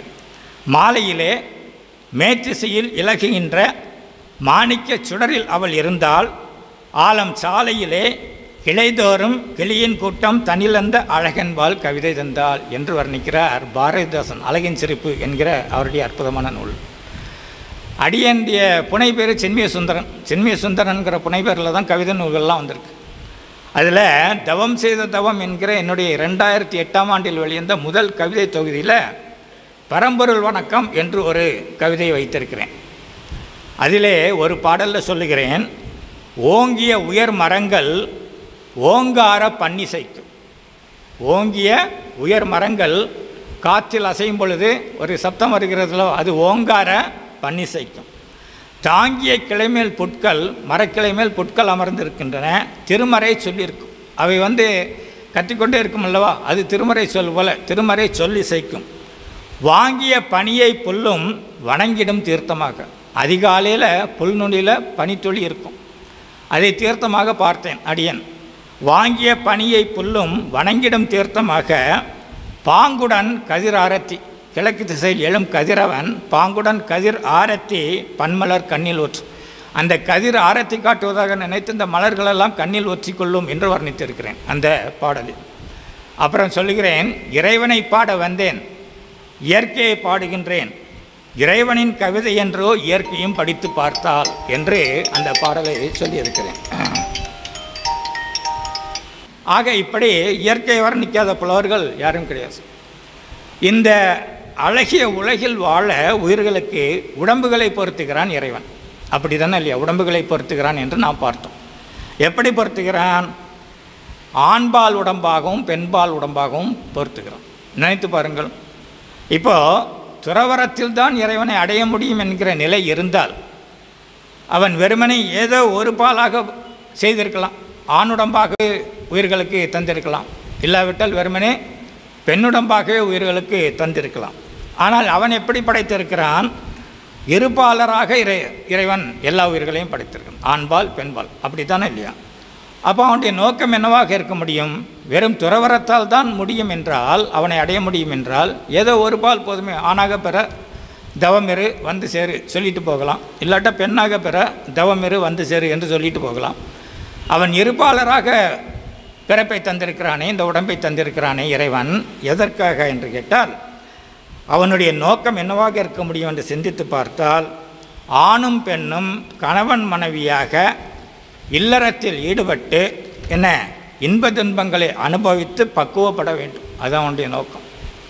கணவன் மனைவியாக இல்லறத்தில் ஈடுபட்டு வாழ்க்கையின் இன்ப துன்பங்களை அனுபவித்து பக்குவப்பட வேண்டும். அந்த பக்குவத்தில் அறியாமை நீங்க வேண்டும். அந்த அறியாமை நீக்கத்தில் இறைவனின் பேரின்பத்தை தூய்க்கும் ஆற்றல் பெற வேண்டும். அந்த ஆற்றல் வந்ததும் சிவமாம் தன்மை அடைந்து சிவபரம்பொருளோடு ஒன்றி கலந்திருக்க வேண்டும். இதுதான் அவனுடைய நோக்கம். இதுதான் இறைவன் தந்த பிறவியின் நோக்கம், வாழ்க்கையின் நோக்கம், படைப்பின் நோக்கம். நினைத்து பாருங்கள், இந்த உலகை அழகுமயமாக படைத்தான் என்று பார்த்து விட்டோம். பல கவிஞர்களுடைய வர்ணனை எல்லாம் கேட்டுவிட்டோம். இந்த உடம்பை மட்டும் அழகில்லாமல் படைத்தான். என்ன நினைக்கிறீர்கள்? அழகோடு தானே படைத்திருக்கிறான். அப்படித்தானே இல்லையா? ஆண் பெண் ஈர்ப்பு சக்திக்கு முன்னால் வேறு எந்த சக்தியும் ஒப்பிட முடியாத அளவுக்கு அழகை கொட்டி தந்திருக்கிறான் இறைவன், இல்லையா? அதுவும் இந்த ஆணின் பார்வையில் பெண்ணுடம்பு என்பது அழகோ அழகு. பாமணி எங்கே போயிட்டாரு? அழகானோ? இந்த ஆணின் பார்வையில் பெண்ணின் அழகு என்பது அழகோ அழகு. அப்படித்தானே இல்லையா? அதனால்தான் சங்கப்பலவனிலிருந்து உங்கள் பாமணி வரைக்கும் பெண்ணை அப்படி வர்ணித்திருக்கிறார்கள். என்ன, இந்த இறைவன் இருக்கிறானே உலகை மட்டுமல்ல ஆண் பெண் உடம்பையும் அழகாகத்தான் படைத்து வந்திருக்கிறான். ஆணின் பார்வையில் எப்பொழுதுமே பெண்ணுடம்பு அழகோ அழகு. அதனால்தான் சங்கப்பலவனிலிருந்து உங்கள் பாமணி வரைக்கும் பெண்ணை அப்படி வர்ணித்திருக்கிறார்கள், பெண் அழகை அப்படி வர்ணித்திருக்கிறார்கள். அதில் பாமணி ஒரு நூல் போட்டிருக்கிறார், காதலை மதிக்கும் கண்களுக்கு. பேரை பார்த்தோம் நான் பயந்துட்டேன். ஏன்னா நமக்கெல்லாம் காதலிச்சு பழக்கம் இல்லை. ஏதோ அப்பா அம்மா பார்த்து கல்யாணம் பண்ணி வச்சாங்க, கட்டிட்டு வந்து வாழ்க்கையை தொடங்கிட்டோம். அவர் காதலை மதிக்கும் கண்களுக்குன்னு ஒரு நூல் போட்டிருக்கிறார். அதில் சொல்கிறார் ஒரு கவிதை, உன் பாத சிவப்பை பருகித்தானே, காதலியை பார்த்து காதலன் சொல்கிறானாம், உன் பாத சிவப்பை பருகித்தானே இந்த பூமி ரோஜாக்களுக்கே சிவப்பு நிறத்தை சீதனமாய் தந்துள்ளது என்று சொல்கிறார். இப்போ இந்த கவிஞர்களுக்கெல்லாம் இறைவன் ஒரு பெருங்கருணையை செய்திருக்கிறான். அது என்னவென்று கேட்டால், இவர்களுடைய கவிதைகளை வீட்டில் யாரும் வாசிப்பது கிடையாது. புரியுது அவங்களுக்கு? அது இறைவனுடைய பெருங்கருணை என்று தான் சொல்ல வேண்டும். அப்படி வர்ணிக்கிறார்கள். அப்போ இந்த இளங்கோவடிகள் சிலப்பதிகாரத்தில் எல்லோருக்கும் தெரிந்த ஒரு பாடல். கோவலன் கண்ணகியை வர்ணிக்கிறான்ல, என்ன வர்ணிக்கிறான்? மாசரு பொன்னே, வலம்பரி முத்தே, காசரு விரையே, கரும்பே தேனே, மலையிடை பிறவா மணியே என்கோ, அலையிடை பிறவா அமிழ்தே என்கோ, யாழிடை பிறவா இசையை என்கோ, தாளிருங்கூந்தல் தையால் என்று யாரை? கண்ணகியை வர்ணிக்கிறான் கோவலன். கம்பனுடைய வர்ணனைக்கு அளவே கிடையாது, அது உங்களுக்கெல்லாம் தெரியும் இல்லையா? கம்பராமன் எல்லோரும் கேட்பீர்களே. ராமன் செதியை பார்த்ததும் முதலாக பார்த்துவிட்டு வந்து விடுகிறான் அவன் தங்கும் இடத்திற்கு. அவனுடைய நினைவையெல்லாம் சீதை அள்ளிக்கொள்கிறாள். அப்பொழுது ராமன் நினைத்து பார்க்கிறான், விண்ணின் நீங்கிய மின்னுரு இம்முறை பெண்ணின் மன்னலம் பெற்றதுண்டாம் கொலோ என்று கேட்கிறான். மின்னல் இருக்குது, அந்த மின்னல் ஒரு உருவம் எடுத்து வந்த மாதிரி சீதை அவன் கண்களுக்கு படுகிறாள், ராமனின் கண்களுக்கு படுகிறாள். அந்த மின்னுரு ஒரு வடிவம் தாங்கி பெண்ணாக வந்ததோ என்று நினைத்து பார்க்கிறான் ராமன் என்று கம்பன் வர்ணிக்கிறான். இதைவிட எல்லாம் ஒரு அழகான ஒரு வர்ணனையை சேக்கிழார் பெருமான் வைக்கிறார். அற்புதமான ஒரு வர்ணனை. சுந்தரர் பெருமான் பறவை நாச்சியாரை பார்க்கிறார். என்ன, திருத்தொண்டர் புராணம் அல்லது பெரிய புராணம் என்பது சிவனடியார்களின் வாழ்க்கை வரலாறே கூற வந்த புராணம். அதில் எப்படி காதல் சுவையை கொண்டு வருகிறார் சேக்கிழார் பெருமான் என்பது தான் ஆச்சரியத்திலும் ஆச்சரியம். சுந்தரர் பெருமான் திருவாரூர் கோயிலுக்குள் போகிறார். பறவை நாச்சியார் கோயிலுக்குள் சென்று விட்டு வணங்கிவிட்டு வெளியே வருகிறார். இருவர் பார்வையும் படுகிறது, ஒருவர் பார்வை ஒருவர் படுகிறது. சுந்தரர் கோயிலுக்குள் சென்று விட்டார், அம்மையார் வெளியே வந்து விட்டார். இவர் இறைவனை வணங்கிவிட்டு வெளியே வருகிறார். பறவை நாச்சியாரை காணவில்லை, தேடுகிறார். அவருடைய உள்ளத்தில் ஒரு எண்ணம் எழுகிறது. சேக்கிழார் பெருமான் வார்த்தைகளில் சொல்லப்போனால் சுந்தரர் எண்ணி பார்க்கிறாராம், வந்து சென்ற அந்த பெண் கற்பகத்தின் பூங்கொம்போ, காமந்தன் பெருவாழ்வோ, பொற்புடைய புண்ணியத்தின் புண்ணியமோ, புயல் சுமந்து வெற்குவலை பவளமரர் மதிபூத்த விரைக்கொடியோ, அற்புதமோ, சிவனர்லோ அறியேன் என்ற விஷயம். இதற்கு முன்னாடி சொன்ன வர்ணனை எல்லாம் காவிய வர்ணனை. சேக்கிழார் பெருமானின் வர்ணனை தெய்வீக காவிய வர்ணனை. நினைத்து பாருங்கள், கற்பகத்தின் பூங்கொம்போ, கற்பகத்தரு என்று கேள்விப்பட்டிருப்பீர்கள் இல்லையா? நினைத்ததை நினைத்தபடி தரும் ஒரு தரு என்று சொல்வார்கள். கற்பகத்தின் பூங்கொம்போ, காமந்தன் பெருவாழ்வோ, பொற்புடைய புண்ணியத்தின் புண்ணியமோ என்று பறவை நாச்சியாரை வர்ணிக்கிறார். புண்ணியத்தின் புண்ணியமோ, புண்ணியம் செய்த புண்ணியமோ. சீதையை கம்பன் வர்ணிப்பான் இல்லையா? தவம் செய்த தவமோ என்று வர்ணிப்பான். அதுபோல் இங்கே சேக்கிழார் புண்ணியத்தின் புண்ணியமோ என்று வர்ணிக்கிறார். அப்புறம் சொல்கிறார், அற்புதமோ, சிவனர்லோ, வந்துவிட்டு போன பெண் சிவனர்லே வடிவாக வந்தவளோ என்று எண்ணி பார்க்கிறாராம் சுந்தரர் பெருமான். இது தெய்வீக காவிய சுவை. எவ்வளோ அற்புதமாக வடித்திருக்கிறார் பாருங்கள் இல்லையா? வள்ளுவர் பெருமான் அருமையாக சொல்வார் இல்லையா? அணங்குகொல் ஆய்மயில் கொல்லோ, கணங்குளை மாதர்கொல் மாலுமேன் நெஞ்சு. அணங்குகொல், அணங்குகொல்னா தேவதை, அணங்கு என்றால் தேவதை, தேவதையோ, அழகு மயிலோ, அணங்குனா தேவதை, அணங்குகொல் ஆய்மயில் கொல்லோ, கணங்குளை மாதர்கொல் மாலுமேன் நெஞ்சு. காதலியை பார்த்துவிட்டு காதலன் இப்படி நினைத்து பார்ப்பதாக வள்ளுவர் பெருமானம் இன்பத்து பாலில் காமத்து பாலில் அருமையாக ஒரு குரல் வைக்கிறார். கவியரசர் கண்ணதாசன் பாடியிருப்பார்களே அந்த காலத்தில் எவ்வளோ பாடல்கள், அவருடைய பாடல்கள் கேட்க வேண்டுமா? அதில் ஒரு பாடல் ஞாபகத்துக்கு வந்த பாடல் குறித்து வைத்திருக்கிறேன். பவளக்கொடியிலே முத்துக்கள் பூத்தால் புன்னகை என்றே பேராகும். 60+ தெரிஞ்சிருக்கும் இந்த பாட்டு. பவளக்கொடியிலே முத்துக்கள் பூத்தால் புன்னகை என்றே பேராகும், கன்னி ஓவியம் உயிர் கொண்டு வந்தால் பெண்மையில் என்றே பேராகும். யாரும் கேட்குறது இல்லையா பழைய பாட்டெல்லாம்? எல்லோரும் ஏஆர் ரஹ்மான் பாட்டை தான் கேட்குறீங்க போல் இருக்கு என்ன? ஆக இப்படி இந்த அழகை வர்ணித்து கொண்டே போகிறார்கள் கவிஞர்கள் எல்லாம். அப்போ இந்த அழகான உலகை இறைவன் வாழ்வதற்குத்தான் படைத்து தந்திருக்கிறானே தவிர வேறு எதற்காகவும் அல்ல. ஏன் பிறந்தாய் மகனை ஏன் பிறந்தாய் என்று தேம்புவதற்காக அல்ல, வாழ்ந்து பார் மகனே என்று தான் படைத்து தந்திருக்கிறான். உலக இன்பமயமாகத்தான் அருள் இருக்கிறான் இறைவன். நாம் தான் துன்பத்தை வரவழைத்துக் கொள்கிறோம். பணத்தை இறைவனாக படைத்தான் இல்லை இல்லையா? இறைவன் படைத்ததெல்லாம் ஃப்ரீ. காய்கறி கனி வகை எல்லாம் இயல்பாக வந்தவை. நாம் தான் அதற்கு பணம் வைத்து வியாபாரம் பண்ணிக்கிறோம். அப்படி தானே இல்லையா? அப்போ துன்பத்தை மனிதன் தேடிக்கொண்டதுனால கருணையே உறைவான இறைவன் என்ன செய்கிறான்?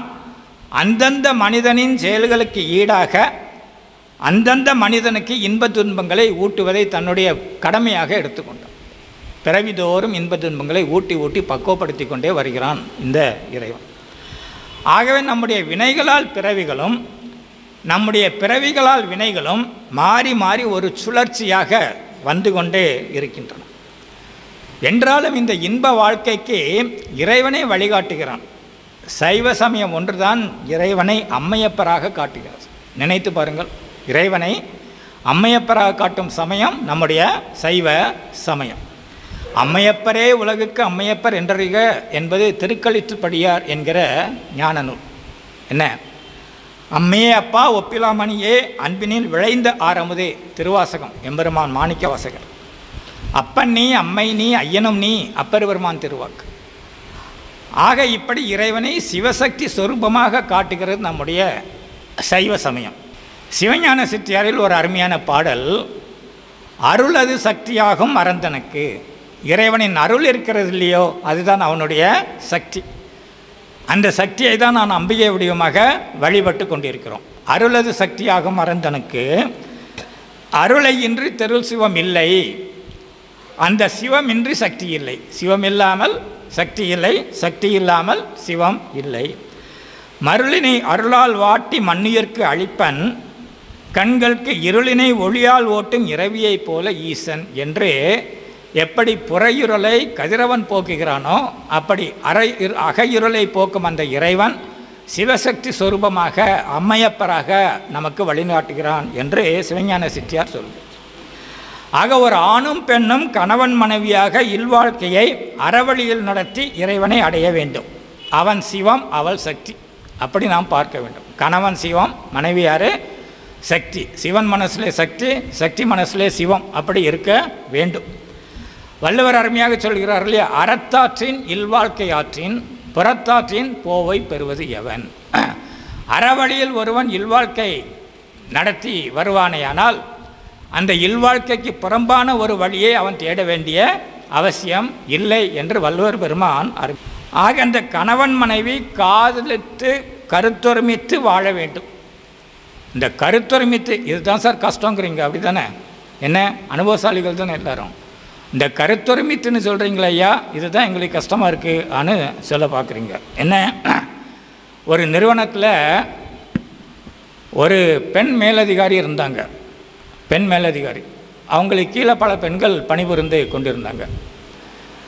அவன் அந்த பணிபுரிகிற இந்த கீழே பணிபுரிகிற பெண்கள் இருக்காங்க இல்லையா, அவங்களுக்கு ஏதாவது ஒரு பிரச்சனைன்னு வந்தால் இந்த பெண் மேலதிகாரிகிட்ட போய் சொல்லுவாங்க, இப்படி ஒரு பிரச்சனைமா எங்களுக்கு தீர்க்க முடியல, நீங்கள் தான் தீர்த்து வைக்கணும்னு.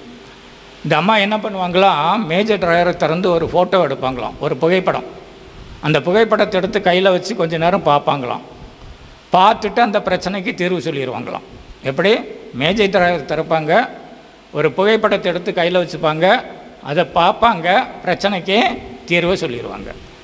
இது இந்த பெண்களுக்கு, இந்த சபார்டினேட் பெண்களுக்கு ரொம்ப ஆச்சரியம். எப்படி இந்த அம்மா ஒரு புகைப்படத்தை எடுத்து வச்சுக்கிறாங்க, பார்க்குறாங்க, நம்ம பிரச்சனைக்கெல்லாம் தீர்வை சொல்லிடுறாங்களே, அது யாருடைய புகைப்படமாக இருக்கும்? சாய்பாபா புகைப்படமா, புட்டபர்த்தி சாய்பாபாவா, சீரடி சாய்பாபாவா, ராகவேந்திர சாமியா, யாராக இருக்க முடியும்? ஆனால் இந்த பெண்களுக்கெல்லாம் ஒரு ஆச்சரியம். ஒரு முறை துணிச்சலாக ஒரு பெண்மணி, அம்மா பிரச்சனையை கொண்டு வந்த ஒரு புகைப்படத்தை வைத்து தேர்வு சொல்லிடுறீங்க, அது யாருடைய புகைப்படம்னு தெரிஞ்சுக்கலாமா நாங்கன்னு உடனே காட்டினாங்க. அவங்க கணவருடைய புகைப்படம். யார்? அவங்களுடைய கணவருடைய புகைப்படம்.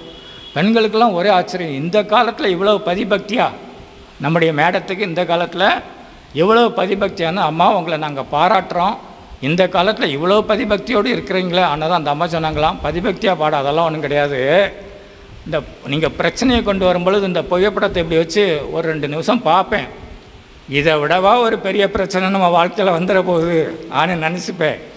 அந்த உங்கள் பிரச்சனைக்கு எனக்கு தீர்வு கிடச்சிரும் ஆன்னு அந்த அம்மா சொன்னாங்களாம். நம்ம வாழ்க்கை இப்படி தான் ஓடிட்டுருக்கு, அப்படி தானே இல்லையா? இன்னொரு கணவன் மனைவியை சொல்கிறேன் பாருங்கள். ஒரு கணவன் மனைவி அவங்க 25வது திருமண ஆண்டு விழாவை கொண்டாடிட்டாங்க. 25வது திருமண ஆண்டு விழாவை கொண்டாடிட்டாங்க. கொண்டாடியாச்சு, விழாலாம் முடிஞ்சது. 2 பேரும் படுக்கறை போயாச்சு. ராத்திரி ஒரு நள்ளிரவு ஒரு 1 மணிக்கு இந்த அம்மா முழிச்சு பார்த்தா பக்கத்தில் கணவரை காணும். இந்த நேரத்தில் எங்கே போயிட்டாருன்னு பார்த்தா பாத்ரூம்லேயும் ஆளை காணும், ரூம்லேயும் ஆளை காணும். அப்படியே இறங்கி வரா அந்த அம்மா. இறங்கி வராங்க. இவர் ஏணிப்படியில் உட்காந்து இப்படி கன்னத்தில் கை வச்சுட்டு உட்காந்துருக்கார். யார்? 25 ஆண்டு நிறைவு பெற்ற மாப்பிள்ளை. அப்படி கன்னத்தில் கை வச்சுட்டு உட்காந்துருக்கார். என்னங்க இப்படி உட்காந்துருக்குறீங்க அன்னு மனைவி கேட்குறாங்க. அவர் சொல்கிறார், இல்லை நான் நினச்சி பார்த்தேன். என்ன நினச்சி பார்த்தீங்க? 25 வருஷத்துக்கு முன்னாடி நம்ம 2 பேரும் காதல் பண்ணிக்கிட்டு இருந்தோம். அப்போ ஒரு பூங்காலேருந்து காதல் பண்ணிக்கிட்டு இருந்தோம். ஒரு நாள் அந்த நேரம் பார்த்து உங்கள் அப்பா வந்துட்டார். உங்கள் அப்பா போலீஸ் அதிகாரின்னு அதுக்கு முன்னாடி எனக்கு நீ சொல்லவே இல்லை. அவர் நின்று சீரோடையில் பார்த்துருந்தா அவர் போலீஸ் அதிகாரின்னு புரிஞ்சுக்கிட்டேன். உடனே உங்கள் அப்பா பயங்காட்ட ஆரம்பித்தார். என்ன செய்ய போகிறேன்னு கேட்குற. நான் சொல்லி எங்கள் அப்பா அம்மாட்ட சொல்கிறேன் அனு சொன்னேன். ஆனால் அவர் அதுக்கு சம்மதிக்கலை. இப்போயே ஒரு முடிவை சொல்லு. 2 ஆப்ஷன் உனக்கு. முதல் ஆப்ஷன், என் பொண்ணை கல்யாணம் பண்ணிக்கிட்டு நல்லபடியாக வாழ்ந்துக்கோ. என்ன? 2வது ஆப்ஷன், அதுக்கு தவறிட்டேன்னா உன்னை 25 வருஷம் ஜெயிலில் போடுவேன். என்ன? உன்னை 25 வருஷம் ஜெயிலில் போடுவேன். அந்த ஜெயில் தண்டனை அனுபவிச்சுட்டு போய்க்க, உன் இஷ்டம். எந்த ஆப்ஷன் வேணும் ஆன்னு கேட்டார்.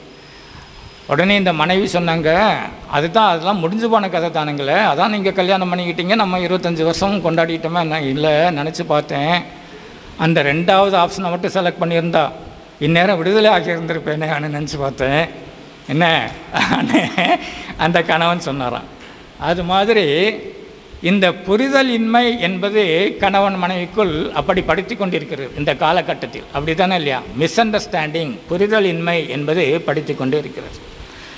அப்போ இறைவன் நமக்கு வழிகாட்டுகிறான். எப்படி வழிகாட்டுகிறான்? கையிலையில் ஒரு காட்சி. சேக்கிழார் பெருமான்கிட்ட சில சிவனடியார்கள் போய் கேட்டார்கள், ஐயா சிவபெருமான் செம்மேனி எம்மான், செம்மேனி எம்மான், சிவந்த நிறத்தை உடையவன் சிவபெருமான். சிவன் எனும் நாமம் தனக்கே உரிய செம்மேனி எம்மான் என்று அப்பர் பெருமான் வர்ணிக்கிறார். செம்மேனி எம்மான். ஆனால் பாருங்க ஐயா, சேக்கிழார் பெருமானே அவருடைய திருவடி இருக்குது பாருங்க, அந்த திருவடி இன்னும் செக்க செவேல்னு இருக்குது. அவர் மேனியே சிவப்பு, அவர் திருவடி இன்னும் சிவப்பாக இருக்கிற. இதுக்கு எங்களுக்கு காரணம் புரியலையா ஐயா? அது எப்படி திருவடி மட்டும் இன்னும் அதிகமாக சிவந்திருக்கு அணுகட்டு. சேக்கிழார் பெருமான் அதுக்கு ஒரு பாடலில் பதில் சொல்லுகிறார். என்ன சொல்லுகிறார்? கைலையில் சிவபெருமான் உட்கார்ந்துருக்கிறார். கைலையில் அந்த பனிபடர்ந்த மலையில் ஒரு பாறைக்கு மேலே சிவபெருமான் உட்கார்ந்துருக்கிறார். உமையம்மை என்ன செய்கிறாளாம்? அவருடைய திருவடியில் அமர்ந்து கொண்டு, பக்கத்தில் அமர்ந்து கொண்டு, தன்னுடைய கணவருடைய அந்த பாதங்களை எடுத்து மடிமேல் வைத்து கொண்டு வருடி கொடுக்கிறாளாம். இந்த அம்மா வருடி கொடுக்க அவருடைய பாதம் மேலும் சிவந்து கொண்டே போகிறதாம். எப்படி? கணவன்மாரெலாம் ஏங்காதீங்க, நம்ம வீடுகள் அதெல்லாம் நடக்காது. என்ன? வருடி கொடுக்க சிவபெருமானுடைய பாதம் சிவந்து கொண்டே போகிறதாம். இதை சேக்கிழார் பெருமான் வர்ணிக்கிறார். என்ன சொல்கிறார்? ஞாலம் உய்ய நடமன்றுள் ஆடின சிவபெருமான் திருவடி, ஞாலம் உய்ய தில்லையில் நடனமாடிய திருவடி, காலன் ஆறுயிர் மாலை கருத்தன, மார்க்கண்டேனுக்காக அந்த திருவடி காலனையும் உதைத்த திருவடி. அதே திருவடியை மாலை தாழ்குழல் மாமலையால், மாமலையால்னா உமையம்மை, மாலை தாழ்குழல் மாமலையால் செங்கை, அவளுடைய சிவந்த கை சீலமாக வருடச் சிவந்தன. அவள் திருக்கைகள் சிவபெருமானின் திருவடிகளை குளிர்ச்சியாக வருடி கொடுக்க அவன் திருப்பாதம் மேலும் மேலும் சிவந்து கொண்டே செல்கிறது என்று சேக்கிழார் பெருமான் இறைவன் திருவடிகளை வர்ணிக்கிறார். என்ன? இது ஒரு காட்சி. பின்னாடி அருணகிரி வருகிறார், அவர் ஒரு காட்சி வைக்கிறார். என்ன காட்சி? இந்த முருகப்பெருமான் இருக்கிறானே, இந்த முருகப்பெருமான் வள்ளிநாச்சியாரை காதலித்தார். அப்படி தானே இல்லையா? வள்ளிநாச்சியாரை காதலித்தார். திணைப்புணத்திற்கு சென்று பார்க்கிறார் வள்ளிநாச்சியார் காதலியை. வள்ளிநாச்சியார் ஒரு தாழ்ந்த மரக்கிளையில் அமர்ந்திருக்கிறார். முருகப்பெருமான் கீழே நின்று கொண்டு வள்ளிநாச்சியாரின் பாதங்களை வருடி கொடுக்கிறானாம். வள்ளிநாச்சியாரின் பாதங்களை வருடி கொடுக்கிறானாம். இதை சொல்வது யார்? அருணகிரியார். என்ன சொல்லுகிறார்? பாகு கனிமொழி மாது குரமகள், பாகு கனிமொழி என்றால் சர்க்கரை பாகை போன்ற இனிமையான மொழியை உடையவள், கனிந்த மொழியை உடையவள் வள்ளிநாச்சியார். குறமகள், குறத்தி மகள், பாதம் வருடிய மணவாளா, அவள் பாதத்தை வருடி கொடுத்த மணவாளனே என்று யாரை வர்ணிக்கிறார்? முருகப்பெருமானை வர்ணிக்கிறார். அங்கே அப்பன் என்ன பண்ணுகிறார்? அப்பனின் பாதத்தை அம்மை மடியில் வைத்துக்கொண்டு வருடி கொடுக்கிறாள். இங்கே சுப்பன் என்ன செய்கிறான்? தன்னுடைய காதலியின் பாதத்தை தான் வருடி கொடுக்கிறான். இது தாங்க ஜெனரேஷன் கேப்பு, தலைமுறை இடைவெளிங்கிறது இதுதான். அப்படி தான் இல்லையா? ஆக இப்போ யார் பாதத்தை யார் பிடிக்கிறார்கள் என்பதல்ல கேள்வி, எவ்வளவு காதலோடு பிடிக்கிறார்கள் என்பதுதான் வாழ்க்கையுடைய ரகசியம் அடங்கியிருக்கிறது. கணவன் மனைவி காலை பிடித்தாலும் மனைவி கணவன் காலை பிடித்தாலும் எவ்வளவு காதலுடன் பிடிக்கிறார்கள் என்பதில் வாழ்க்கையின் ரகசியம் அடங்கியிருக்கிறது இல்லையா? தாயுமிலி தந்தையிலி தான் தனியனான அந்த சிவபெருமான் ஒரு மானுட பெண்ணை அம்மையே என்று அழைத்து மகிழ்ந்தார். யார் அந்த பெண்மணி? காரைக்கால் அம்மையார். ஆமாம், காரைக்கால் அம்மையார் கைலையை நோக்கி செல்கிறார். காலால் நடந்து தலையால் நடந்து அப்படியெல்லாம் செல்கிறார். அவர் ஏற்கனவே பேயுடம்பை பெற்று விட்டார் இறைவனிடம். அம்மையார் பேய் இருக்கிறதா இல்லையா என்று ஒரு கிஸ் போட்டாங்க இல்லையா? அப்படி தானே இல்லையா? பேயுடம்போடு செல்கிறார், எலும்பும் தோலுமாக செல்கிறார். உமையம்மை பார்க்கிறாள், இப்படி எலும்பும் தோலுமாக ஒரு பெண்மணி வந்து கொண்டிருக்கிறாரே, அவருடைய அன்பு என்னை வியக்க வைக்கிறது என்று இறைவனிடம் உமையம்மை சொல்கிறார். உடனே சிவபெருமான் சொல்வதாக சேக்கிழார் பெருமான் வர்ணிக்கிறார். உமையே, வரும் இவள் நம்மை பேணும் அம்மைகான், இவள் தன் மனதில் என்னையே பேணிக் கொண்டிருக்கும் என்னுடைய அம்மை என்று உமையம்மைக்கு அறிமுகப்படுத்துகிறார். யார்? சிவபெருமான் காரைக்கால் அம்மையார். வரும் இவள் நம்மை பேணும் அம்மைகான், உமையே மற்ற இப்பெருமை சேர் வடிவம் வேண்டி பெற்றனள், இந்த பெருமை சேர்ந்த வடிவத்தை நான் கொடுக்கவில்லை, அவளாக என்னிடம் வேண்டி பெற்றுக்கொண்டாள் இந்த பேய் வடிவத்தை என்று பின்றை அருகுவந்தனைய அம்மையார், காரைக்கால் அம்மையார் பக்கத்தில் வந்து சேர அவனே இறங்கி வந்து அம்மையே என்னும் செம்மை ஒரு மொழி உலகமெல்லாம் உய்யவே அருளி செய்தார். சிவபெருமான் காரைக்கால் அம்மையாரை பார்த்து அம்மையே என்று அழைத்து கொண்டு போய் அற்புதமான ஒரு காட்சி. காரைக்கால் அம்மையாரின் வரலாற்றில் நிகழ்ந்த ஒரு அற்புதமான ஒரு நிகழ்ச்சி, அற்புதமான ஒரு காட்சியை சேக்கிழார் பெருமான் நமக்காக வைக்கிறார். அப்பர் பெருமான் சொல்லுவார், மாதினை மதித்தான் ஒரு பாகமாகும். உமையம்மையை மதித்து தன்னுடைய இடப்பாகத்தில் வைத்து கொண்டான். அப்படியானால் என்ன பொருள்? கணவனும் மனைவியும் ஒருவரை ஒருவர் மதித்து வாழ வேண்டும். அப்பர் பெருமான் வழிகாட்டுகிறார், மதித்து வாழ வேண்டும். அப்போ அந்த காதல் வாழ்க்கையின் பரிசு என்பது மக்கட்பேறு. அப்படி தானே இல்லையா? வள்ளுவர் அப்படி தான் சொல்லுகிறார். மங்களம் என்ப மனைமாட்சி, மற்ற நன்கலம் நன்மக்கள் பேறு என்று வாழ்க்கை துணைநலம் அதிகாரத்தின் 10வது குறளில் வைக்கிறார். இந்த மக்கட்பேர் அதிகாரத்தை அப்புறம் தொடங்குகிறார். அவர் எப்போதுமே திருக்குறளை நாம் படிக்கும் பொழுது 2 கவனத்தில் வைத்து கொள்ள வேண்டும். ஒன்று, பரிமேலழகர் உரையோடு படிக்க வேண்டும், அது ஒன்று கவனத்தில் இருக்க வேண்டும். இன்னொன்று, அந்த அதிகார இயைபோடு சேர்த்து படிக்க வேண்டும். வள்ளுவர் பெருமான் ஒவ்வொரு அதிகாரத்திற்கும் ஒரு தொடர்பை வைத்திருக்கிறார். கடவுள் வாழ்த்து, அதற்கு பின் என்ன வைக்கிறார்? வான் சிறப்பு, ஏன் அது இறைவனுடைய கருணை, வான் சிறப்பு. அப்புறம் என்ன வைக்கிறார்? நீத்தார் பெருமை, குருமார்களை வணங்க வேண்டும், ஆகவே நீத்தார் பெருமை. அப்புறம் என்ன வைக்கிறார்? அரண் வலியுறுத்தல், இந்த நூல் சொல்ல வந்த பொருள் யாது என்பதை தெளிவுபடுத்துகிறார். அரண் வலியுறுத்தல்ல, அறநூல் தானே அது. அப்புறம் வாழ்க்கை இல்லறவியலில் முதல்ல இல்வாழ்க்கை என்கிற அதிகாரத்தை வைத்து ஒரு ஆண்மகன் இல்வாழ்க்கையில் நுழையும் பொழுது அவனுடைய கடமைகள் என்னென்ன என்று வரிசைப்படுத்துகிறார். 10வது பாடல் என்ன சொல்லுகிறார்? வையத்துள் வாழ்வாங்கு வாழ்பவன் வானுரையும் தெய்வத்துள் வைக்கப்படும். அப்படி ஆண்மகனை சிறப்பித்து பேசிவிட்டார். அதை சொல்லிவிட்டு அப்புறம் சொல்லுகிறார் வாழ்க்கை துணைநலம். வாழ்க்கை துணைநலம் அதிகாரத்தில் என்ன செய்கிறார்?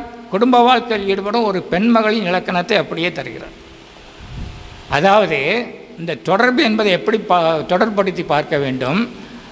வள்ளுவர் பெருமான் இல்வாழ்க்கை அதிகாரத்தில் எந்த ஆண்மகனை இலக்கணம் சொன்னாரோ, வரையறுத்து தந்தாரோ, அந்த ஆண்மகனுக்கு வாழ்க்கை துணையாக வரும் பெண்மகளை வாழ்க்கை துணை நிலத்தில் அவர் வரையறுக்கிறார். அதை நாம் புரிந்து கொண்டோமே ஆனால் திருக்குறளில் முரண்பாடுகள் நமக்கு வராது. இந்த வாழ்க்கை துணை நிலையத்தை சொல்லிவிட்டு அதனுடைய 10வது குறள் சொல்கிறார், மங்களம் என்ப மனைமாட்சி மற்றது நன்கலம் நன்மக்கட்பேர். இந்த மங்களகரமான வாழ்க்கையுடைய என்ன மிகப்பெரிய குறிக்கோள் என்ன? நல்ல மக்களை பெறுவது, குழந்தைகளை பெறுவது சொல்லிவிட்டு மக்கட்பேர் அதிகாரத்தை தொடங்குகிறார். என்ன அப்போ அந்த மக்கட்பேர் அதிகாரத்தின் முதல் குறளிலேயே அவர் ஒரு அதிசயம் செய்கிறார். என்ன செய்கிறார்? வாழ்க்கையின் நோக்கத்தையும் நுட்பத்தையும் வெளிப்படுத்தி விடுகிறார். முதல் குறள் என்ன சொல்கிறார்? மக்கட்பேர் அதிகாரத்தில் பெருமவற்றுள் யாம் அறிவது இல்லை, அறிவறிந்த மக்கட்பேர் அல்ல பிற. இதுதான் முதல் குறள், மக்கட்பேர் அதிகாரத்தின் முதல் குறள். பெருமவற்றுள் யாம் அறிவதில்லை, அறிவறிந்த மக்கட்பேர் அல்ல பிற. இது பொதுவாக எல்லாருமே எப்படி உரை கண்டிருக்கிறார்கள் உரையாசிரியர்கள் என்று சொன்னால், யாம் பெரும் பேறுகளில் அறிவார்ந்த மக்களை பெறுவது போல ஒரு சிறந்த பேர் வேறு இல்லை என்று பொருள் கண்டிருக்கிறார்கள். நாம் இந்த சைவ சித்தாந்த நுட்பத்தோடு இதே குறளை கொஞ்சம் கொண்டு கூட்டி வித்தியாசமாக பார்த்தால் வாழ்க்கையின் நோக்கத்தை வள்ளுவர் பெருமான் இந்த குறளில் வைத்திருக்கிறார். அதை எப்படி நாம் பார்க்க வேண்டும் கொஞ்சம் நுட்பமாக என்று கேட்டால், கொஞ்சம் மாற்றி போட்டு பார்ப்போம். அறிவறிந்த யாம், அறிவறிந்த மக்கள் என்று சொல்வதை விடவும் அறிவறிந்த யாம் என்று போட்டு பார்ப்போம். ஏனென்று கேட்டால், பிறக்கும் குழந்தை அறிவோடு பிறக்குமா பிறக்காதான் நமக்கு தெரியாது, அப்படி தானே இல்லையா? பிறந்த பிறகும் அந்த குழந்தைகள் நினைத்த அளவுக்கு அறிவோடு வருமா வளருமா நமக்கு தெரியாது. நாம் பெற்றோர்கள் ஒன்றை நினைப்பார்கள், குழந்தைகள் இன்னொன்று வழியில் போய்கொண்டு இருப்பார்கள். ஆகவே அதில் நமக்கு நிச்சயம் இல்லை, அப்படி தான். அறிவறிந்த மக்கள் என்ற சொல்லுக்கு நமக்கு நிச்சயம் இல்லை. அறிவார்ந்த மக்களாக தான் வருவார்களா, பிறந்த பிறகும் அறிவை பெறுவார்களா, நல்ல வழியில் தான் நடப்பார்களா, இதற்கெல்லாம் நமக்கு நிச்சயம் கிடையாது. அதே நமக்கு போட்டு பார்த்தோம் என்றால், பெரியவர்களுக்கு போட்டு பார்த்தோம் என்றால், அறிவறிந்த யாம் பெருமவத்துள் என்று போட்டு பார்த்தால், அறிவறிந்த யாம் அதாவது அறிவின் தன்மை இன்னதென்று அறிந்த நாம். நமக்கு தான் அறிவின் தன்மை அனுபவத்தால் தெரியுது, அப்படி தான் இல்லையா? அறிவின் தன்மை இன்னதென்று அறிந்த யாம் அதாவது அறியாமை நீக்கமும் அறிவின் ஆக்கமுமே வாழ்க்கையின் நோக்கம் என்பதை அறிந்த நான் பெரும் செல்வங்களுள் மக்கள் செல்வம் போல சிறந்த செல்வம் வேறில்லை. ஏன் அப்படி என்று கேட்டால், நம்முடைய குழந்தையாக வரும் ஓர் ஆன்மாவின் அறிவு வளர்ச்சிக்கு ஆவண செய்வதன் மூலம் பெற்றோர்கள் அந்த ஆன்ம முன்னேற்றத்தில் இறைவனுக்கு துணை நிற்கிறார்கள். நினைத்து பாருங்கள், இறைவனுடைய நோக்கம் என்ன? ஏற்கனவே பார்த்து விட்டோம். இந்த அறியாமை வயப்பட்ட ஆன்மாக்களை அதிலிருந்து விடுவித்து தன்னை நோக்கி வரவழைத்துக் கொள்வதுதான் இறைவனின் நோக்கம் என்பதை நாம் பார்த்து விட்டோம். இப்போ பிறக்கும் குழந்தை என்ன அறிவின் தன்மை இன்னதென்று அறிந்த நாம் பெற்றோர்கள், யாம் என்றால் பெற்றோர்கள், ஒரு தன் குழந்தையாக வரும் ஒரு ஆன்மாவின் அந்த அறிவு வளர்ச்சியில் அந்த ஆன்ம முன்னேற்றத்தில் ஆவண செய்து துணை நிற்பதன் மூலம் ஒரு ஆன்ம ஈடேற்றத்திற்கு இறைவனுக்கே துணை நிற்கிறார்கள். நினைத்து பாருங்கள், அப்படி தானே இல்லையா?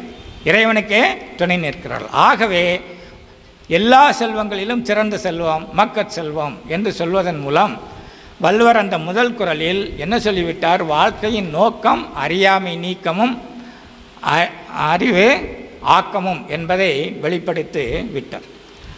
அப்போ இந்த இறைவன் என்ன செய்கிறான்? போற்றி பக்தோடில் அருமையாக சொல்லுவார் ஆசிரியர். இந்த குழந்தையை அம்மையார் சொன்னது மாதிரி தாயின் கருவில் இருக்கும் பொழுதே இறைவன் உதவுகிறான். தாயின் கருவிக்குள்ளே கூட இறைவனும் உடனிருந்து அந்த குழந்தையை செய்ய வேண்டியவனெல்லாம் செய்து திருத்த வேண்டிய விதங்களெல்லாம் திருத்தி அந்த குழந்தை பேற்றை செய்தருள்கிறான், இறைவனை முன்னின்று செய்கிறான் என்று சொல்கிறார். இப்போ இந்த மக்கட்பேர் அதிகாரத்தை பார்த்தோம். இந்த மக்கட்பேர் அதிகாரம் முழுவதுமே வள்ளுவர் என்ன செய்திருக்கிறார்? அறிவையே மையமாக வைத்து பேசுகிறார். நினைத்து பாருங்கள், ஒரு குறள் என்ன சொல்லுகிறார்? மக்கள் மெய்த்தீண்டல் உடற்கின்பம், மற்றவர் சொல் கேட்டல் இன்பம் செவிக்கு என்கிறார். உடல் தீண்டல் என்னமோ மெய்த்தீண்டல் என்னமோ உடற்கின்பம், அவர்களுடைய சொல்லை கேட்க வேண்டும். இன்னொரு குறளில் என்ன சொல்கிறார்? குழலினிது யாழினிது என்ப தம் மக்கள் மழலை சொல் கேளாதவர். குழல் என்பது வெறும் ஓசை, யாழ் என்பதும் வெறும் ஓசை. ஆனால் குழந்தை மழலை வெறும் ஓசை அல்ல, அது சொல். சொல் எப்படி வருகிறது? அறிவின் மயமாக வருகிறது, அப்படித்தானே? வேற ஒன்றும் இல்லைங்க, தொடர்ந்த பயணத்தின் காரணமாக கொஞ்சம் மயக்கில் தொண்டை இதாகுது. அப்போ இந்த மக்கட்பேர் அதிகாரம் முழுவதுமே நாம் உற்று பார்த்தோமேயானால் 10 குறள்களிலும் அறிவையே மையமாக வைக்கிறான் வள்ளுவன். குழல் இனிது புல்லாங்குழல், அதனுடைய ஓசை இனிய ஓசை. யாழ் இனிது வீணை, அதனுடைய ஓசை இனிய ஓசை. இரண்டுமே ஓசைகள் தான், அதில் சொல் கிடையாது.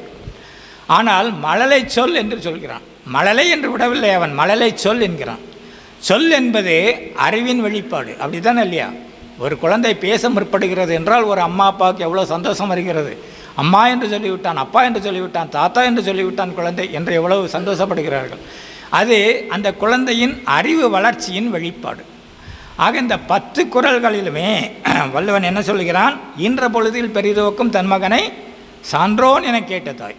10 குறள்களிலுமே மக்கட்பேர் அதிகாரத்தில் அறிவை மையமாக வைத்தே அந்த குறட்பாக்களை எல்லாம் செய்திருக்கிறான் வள்ளுவர் பெருமான். அப்போ அறிவின் பயன் அறவழியில் வாழ்வது, அறத்தின் பயன் இன்ப அனுபவம். அறத்தான் வருவதே இன்பம், இதுவும் வள்ளுவர் வாக்கு. அப்போ இந்த அறவழி இல்வாழ்க்கையில் இன்ப துன்ப அனுபவம் என்பது கணவன் மனைவிக்கு பொதுவாக அமைகிறது, அப்படி தானே இல்லையா? ஒரு இல்லறத்தில் இன்பம் வந்தால் துன்பம் வந்தால் 2 பேரும் சேர்ந்து தான் அனுபவிக்கணும், தனியாட்ட விட முடியாது, அப்படி தானே இல்லையா? அப்போது இந்த புரிதல் என்பது அந்த நேரத்தில் கணவன் மனைவிக்குள் அதிகமாகிறது. தன்மேல் கணவனுக்கு இருக்கும் அன்பை மனைவியும், மனைவி தன்மேல் வைத்திருக்கும் அன்பை கணவனும் புரிந்து உணர்ந்து காதல் இன்பம் துய்க்கும் பொழுது அந்த இன்பம் இறைப்பேரின்பத்தின் துளிகளாக அமைகின்றன. அதனால்தான் திருவுந்தியார் என்கிற ஞான நூலில் ஆசிரியர் சொல்வார், பெற்ற சிற்றின்பமே பேரின்பமாய் அங்கே முற்ற வரும் பரிசு உந்தி பெற முளையாது மாயை என்று உந்தி பெற என்று அருமையாக சொல்வார். அதாவது கணவனும் மனைவியும் காதல் இன்பம் அனுபவிக்க உடல் ஒரு கருவி, ஆனால் அனுபவிப்பது எது? 2 ஆன்மாக்கள். இன்பத்தை அனுபவிப்பது எது? 2 ஆன்மாக்கள். உடல் என்பது வெறும் ஒரு கருவி, அவ்வளவுதான். அப்போ 2 ஆன்மாக்களாக உணர்வால் ஒன்றி போக இந்த உடலால் இணைவது என்பது துணை புரிகிறது, அவ்வளவுதான். அனுபவிப்பது என்பது ஆன்மா. அப்போ இன்பம் ஆன்மாவுக்கே உடம்புக்கு அல்ல. பின்னர் இறைவனோடு உணர்வால் ஒன்றி சிவப்பேரின்பம் அனுபவிக்க இந்த கணவன் மனைவியாக அனுபவிக்கும் காதல் இன்பம் ஒரு ஒத்திகை. புரிகிறதா உங்களுக்கு? இறைவன் இந்த இன்பத்தை நமக்கு அருளி இருப்பது என்பது ஒரு ஒத்திகை பார்ப்பதற்காக. ஆகவே தான் ஞான மார்க்கத்தில் பொதுவாக நாயக நாயகி பாவனை என்பது இலக்கியங்கள் வழியாக எழுந்தது, அப்படி தானே இல்லையா?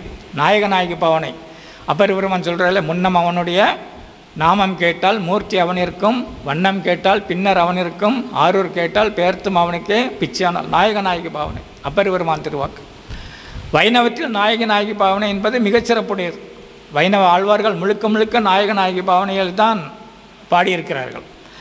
ஆக இப்படி இந்த ஞான மார்க்கத்தில் சைவத்தை பொறுத்தவரையில் அது குரு சிஷ்ய மார்க்கம் என்று இருந்தாலும் கூட நாயக நாயகி பாவனையும் அதில் ஒரு அம்சம், அடக்கம். அப்புறம் வள்ளுவர் இப்படி பின்னர் பொருட்பாலில் அறிவின் பெருமையை பலவேறாக நிறையவே பேசும் வள்ளுவர் முன்கூட்டிய அறத்துப்பாலில் ஒரு குறளில் சொல்லிவிடுகிறார், அறிவினால் ஆகுவதுண்டோ பெரிதின் நோய் தன்னோய் போல் போற்றக்கடை. பிறருக்கு வந்த துன்பத்தை தனக்கு வந்த துன்பமாக ஒருவன் கருதி அதை நீக்க முனையாவிட்டால் அவன் எவ்வளவு அறிவை பெற்றிருந்தாலும் அதனால் அவனுக்கு என்ன பயன் என்று ஒரு கேள்வி கேட்கிறார். ஆக எங்க வள்ளுவர் என்ன செய்கிறார்? மனித நேயத்தை வலியுறுத்துகிறார். மனித நேயத்தை, ஆன்ம நேயத்தை இந்த குறளில் அவர் வலியுறுத்தி பேசுகிறார். இன்னொரு இடத்தில் சொல்லுவார், அருள் என்னும் அன்பின் குழவி. அன்பு வளர்ந்து வளர்ந்து வளர்ந்து அருளாக மாறும். நம்முடைய அன்பு வளர்ந்து வளர்ந்து பிற உயிர்கள் மேல் வாடிய பயிரை கண்ட போதெல்லாம் வாடினேன் என்று வள்ளலார் பெருமான் சொல்வாரே, அத்தகைய ஒரு அருளாக மாறும் பொழுது இறையருள் நமக்குள்ளேயே இருந்து கொண்டு மறைப்பாற்றலாக இருக்கும் இறையருள் அருள்மயமாக மாறி நிற்கும். அந்த அனுபவத்தை ஒரு மனிதன் பெற முடியும். அப்போ இந்த உயரிய மனப்பக்குவம் என்பது இல்லற வாழ்க்கையில்தான் படிநிலைகளில் வளர முடியும். அதாவது இன்ப துன்பங்களை சமமாக பாவிப்பது, அறியாமை நீங்குவது, இறையர்களை பெறுவது, இவை எல்லாமே இல்லறத்தில் ஒருவருக்கு வசப்படும். சைவத்தில் முத்தியை அடிசேர் முத்தி என்று வர்ணிப்பார்கள். கேள்விப்பட்டிருக்கிறீர்களா? என்னம்மா அடிசேர் முத்தி? அப்படி தானே. சைவத்தில் இறைவனுடைய திருவடியை சேர்வதை அடிசேர் முத்தி என்று வர்ணிப்பார்கள். இறைவன் திருவடிகளை அடைவதே முத்தி. அதனால்தான் அடியன் என்னுடைய சைவ சித்தாந்த நூலுக்கு தலைவன் திருவடி நிழல் தேடி என்று தலைப்பு கொடுத்தேன். ஒரு நூல் எழுதியிருக்கிறேன், தலைவன் திருவடி நிழல் தேடி. சைவ சித்தாந்தத்தை எளிய உரைநடையில் ஆக்கி தந்திருக்கிறேன். எளிய உரைநடையில் ஆக்கி தந்திருக்கிறேன் சைவ சித்தாந்த கருத்துக்களை. சைவத்தில் முத்திய அடிசேர் முத்தி, இறைவன் திருவடிகளை அடைவதை முத்தி. அவன் திருவடி என்பது வேறொன்றுமில்லை, அவனுடைய அருளே தான் அவனுடைய திருவடி, அவனுடைய அருளே தான் அவனுடைய திருவடி. ஆகவே அடிசேர் முத்தி என்றால் இறைவன் திருவருளில் அமிழ்ந்து இறை பேரின்பத்தை இடையறாது அனுபவித்து கொண்டிருக்கும் ஒரு நிலைப்பாடு, அதுதான் அடிசேர் முத்தி. அதனால தான் அப்பர் பெருமான் பாடினார், மாசில் வீணையும் மாலை மதியமும் வீசு தென்றலும் வீங்கியிழ வேனிலும் மூசு வண்டரை பொய்கையும் போன்றதே ஈசன் எந்தை இணையடி நிழலை, ஈசன் எந்தை இணையடி நிழலை என்று சொன்னார் இல்லையா. அந்த காலத்தில் ஒரு திரைப்பட பாடல் கூட இருக்குது, ஒரு அற்புதமான கண்ணதாசனுடைய பாடல், காதல் பாடல். மாலையும் இரவும் சந்திக்கும் இடத்தில் மயங்கிடும் ஒளியினை போல என்று தொடங்குகிறது அந்த பாடல். ஒரு அருமையான இயற்கை காட்சி வர்ணனை அது. மாலையும் இரவும் சந்திக்கும் இடம், நினைத்து பாருங்கள். அந்தி பொழுதை மாலையும் இரவும் சந்திக்கும் இடத்தில் மயங்கிடும் ஒளியினைப் போல, மெல்ல மெல்ல மங்கி வருகிற அந்த ஒளியினைப் போல மன மயக்கத்தை தந்தவள் நீயே, வழியில் வந்தவள் நீயே. இது காதலன் காதலியை பார்த்து பாடுவதாக அமைந்த தலைவன் தலைவி. இலக்கியத்தில் சொல்லப்போனால் தலைவன் தலைவியை பார்த்து பாடுவதான சொற்கள். அதிலே சரணத்தில் ஒரு அற்புதத்தை செய்கிறார் கண்ணதாசன். தலைவி தலைவனை பார்த்து பாடுகிறாள், தலைவன் திருவடி நிழல் தேடி நான் தனியே எங்கும் பறந்தோடி ஒரு நாள் அடைந்தேன் உன்கரமே என் உடலும் உயிரும் அடைக்கலமே. என்ன இது, என்ன மானுட காதலை தான் பாடினான் கண்ணதாசன். ஆனால் எப்படி பாடியிருக்கிறான்? தெய்வீக நிலைக்கு உயர்த்தி பாடியிருக்கிறான். அதுதான் கண்ணதாசனின் சிறப்பு. என்ன, தலைவன் திருவடி நிழல் தேடி நான் தனியே எங்கும் பறந்தோடி ஒரு நாள் அடைந்தேன் உன்கரமே என் உடலும் உயிரும் அடைக்கலமே. தலைவன் அடுத்த சரணத்தில் தலைவன் ஆரம்பிக்கிறான், திங்கள் முகத்தில் அருளேந்தி, காதலியை பார்த்து ஆரம்பிக்கிறான், திங்கள் முகத்தில் அருளேந்தி என்கிறான். இதுதாங்க இல்லறம்.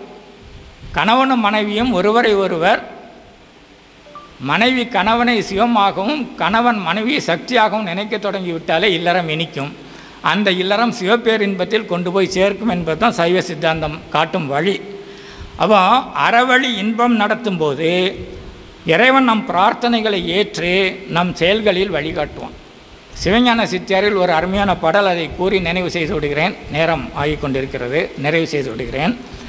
சிவஞான சித்தியார் நாம் எப்படி பிரார்த்தனை செய்ய வேண்டும் என்பதை அருமையாக ஒரே பாடலில் சொல்லுகிறார் அருள்நந்தி சிவாச்சாரியார்.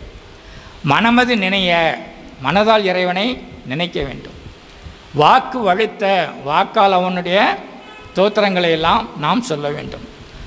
மந்திரங்கள் சொல்ல, மந்திரம் சொல்ல வேண்டும்.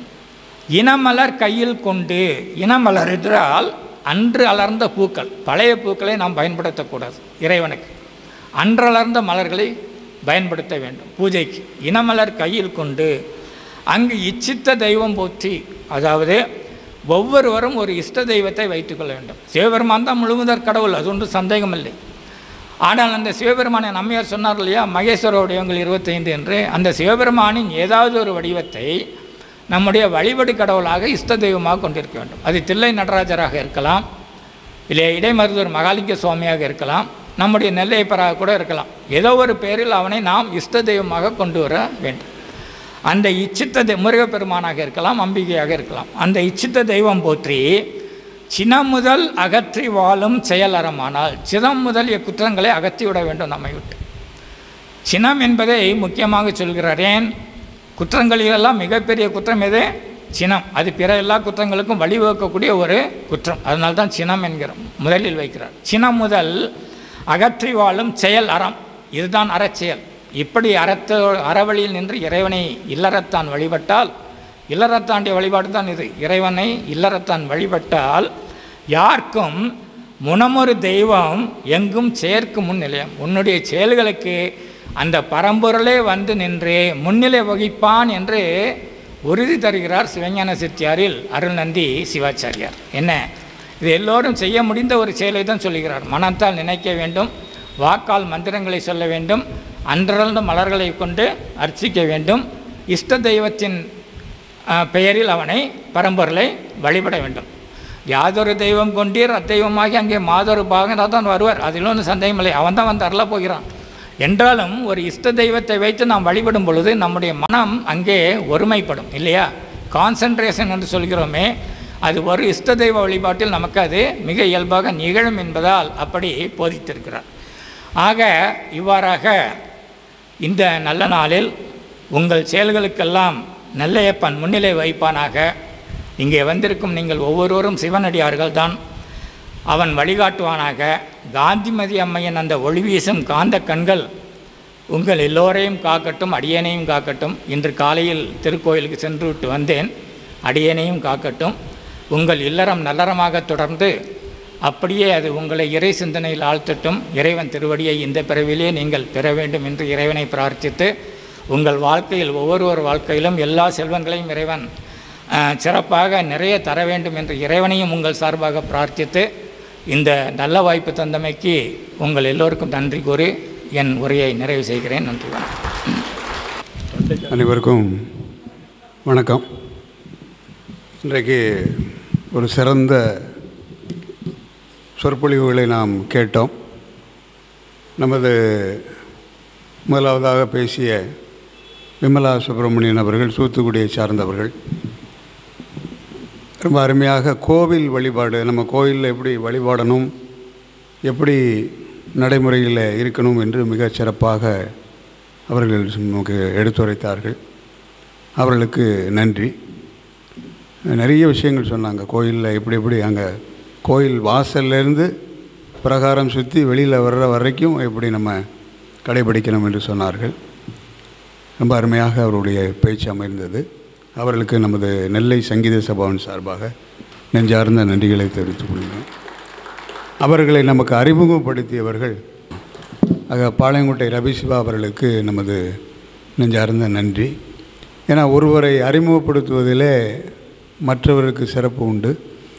நெல்லை சங்கீத சபா கடந்த 80 ஆண்டுகளாக இந்த கலை, இலக்கியம், பண்பாடு, அதுபோல் கர்நாடக சங்கீதம், இப்படியாக பல மேடை நாடகங்கள், கச்சேரிகள், உபன்யாசங்கள், இப்படியாக இந்த சபா ஒரு சிறந்த சபா, நெல்லையினுடைய ஒரு அடையாளமாக திகழ்ந்து கொண்டிருக்கின்றது.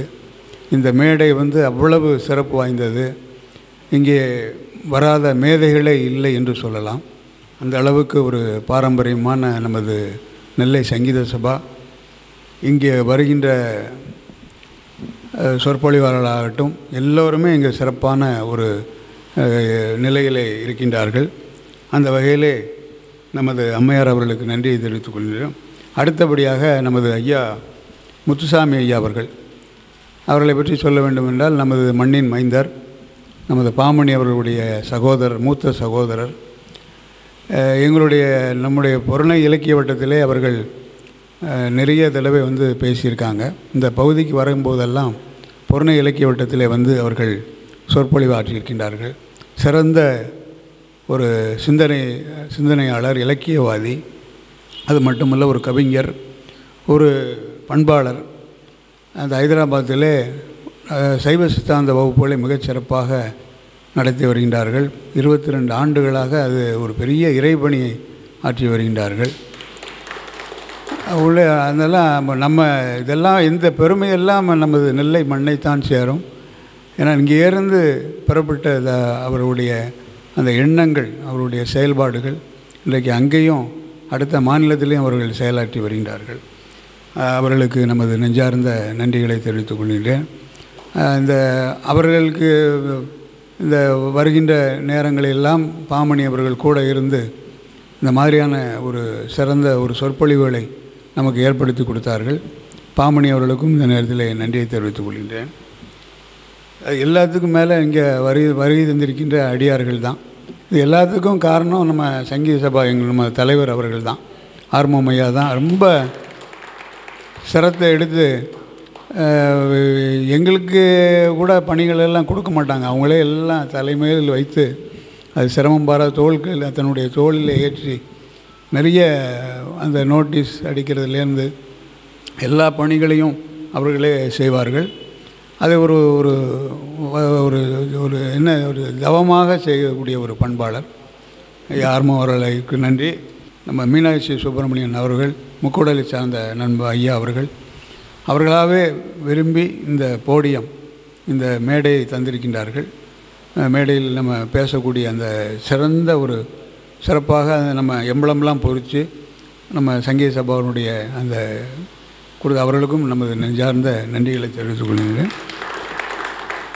எல்லாவற்றும் மேலே ஐயா சொன்னாங்க, அந்த இறை பக்தி இல்லறத்தில் எப்படி வரணுன்ட்டு கணவன் மனைவி இணைந்து அந்த இறை பக்தியில் ஈடுபட்டது தான் அந்த வாழ்க்கையினுடைய அர்த்தம், வாழ்க்கையினுடைய அந்த சிறப்பை எய்தலாம், இறைவனுடைய திருவடியை எய்தலாம் என்று சொன்னாங்க.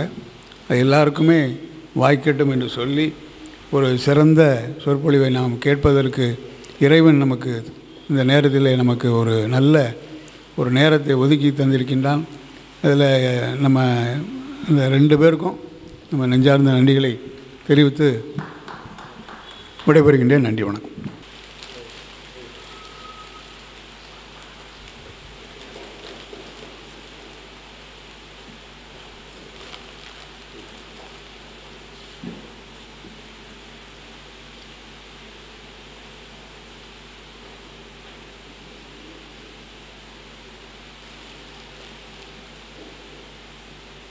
உங்கள் வியாபாரத்தை இன்னும் மேம்படுத்த விளம்பர வண்டி தேவைக்கு எங்களிடம் அணுகவும். 9443554244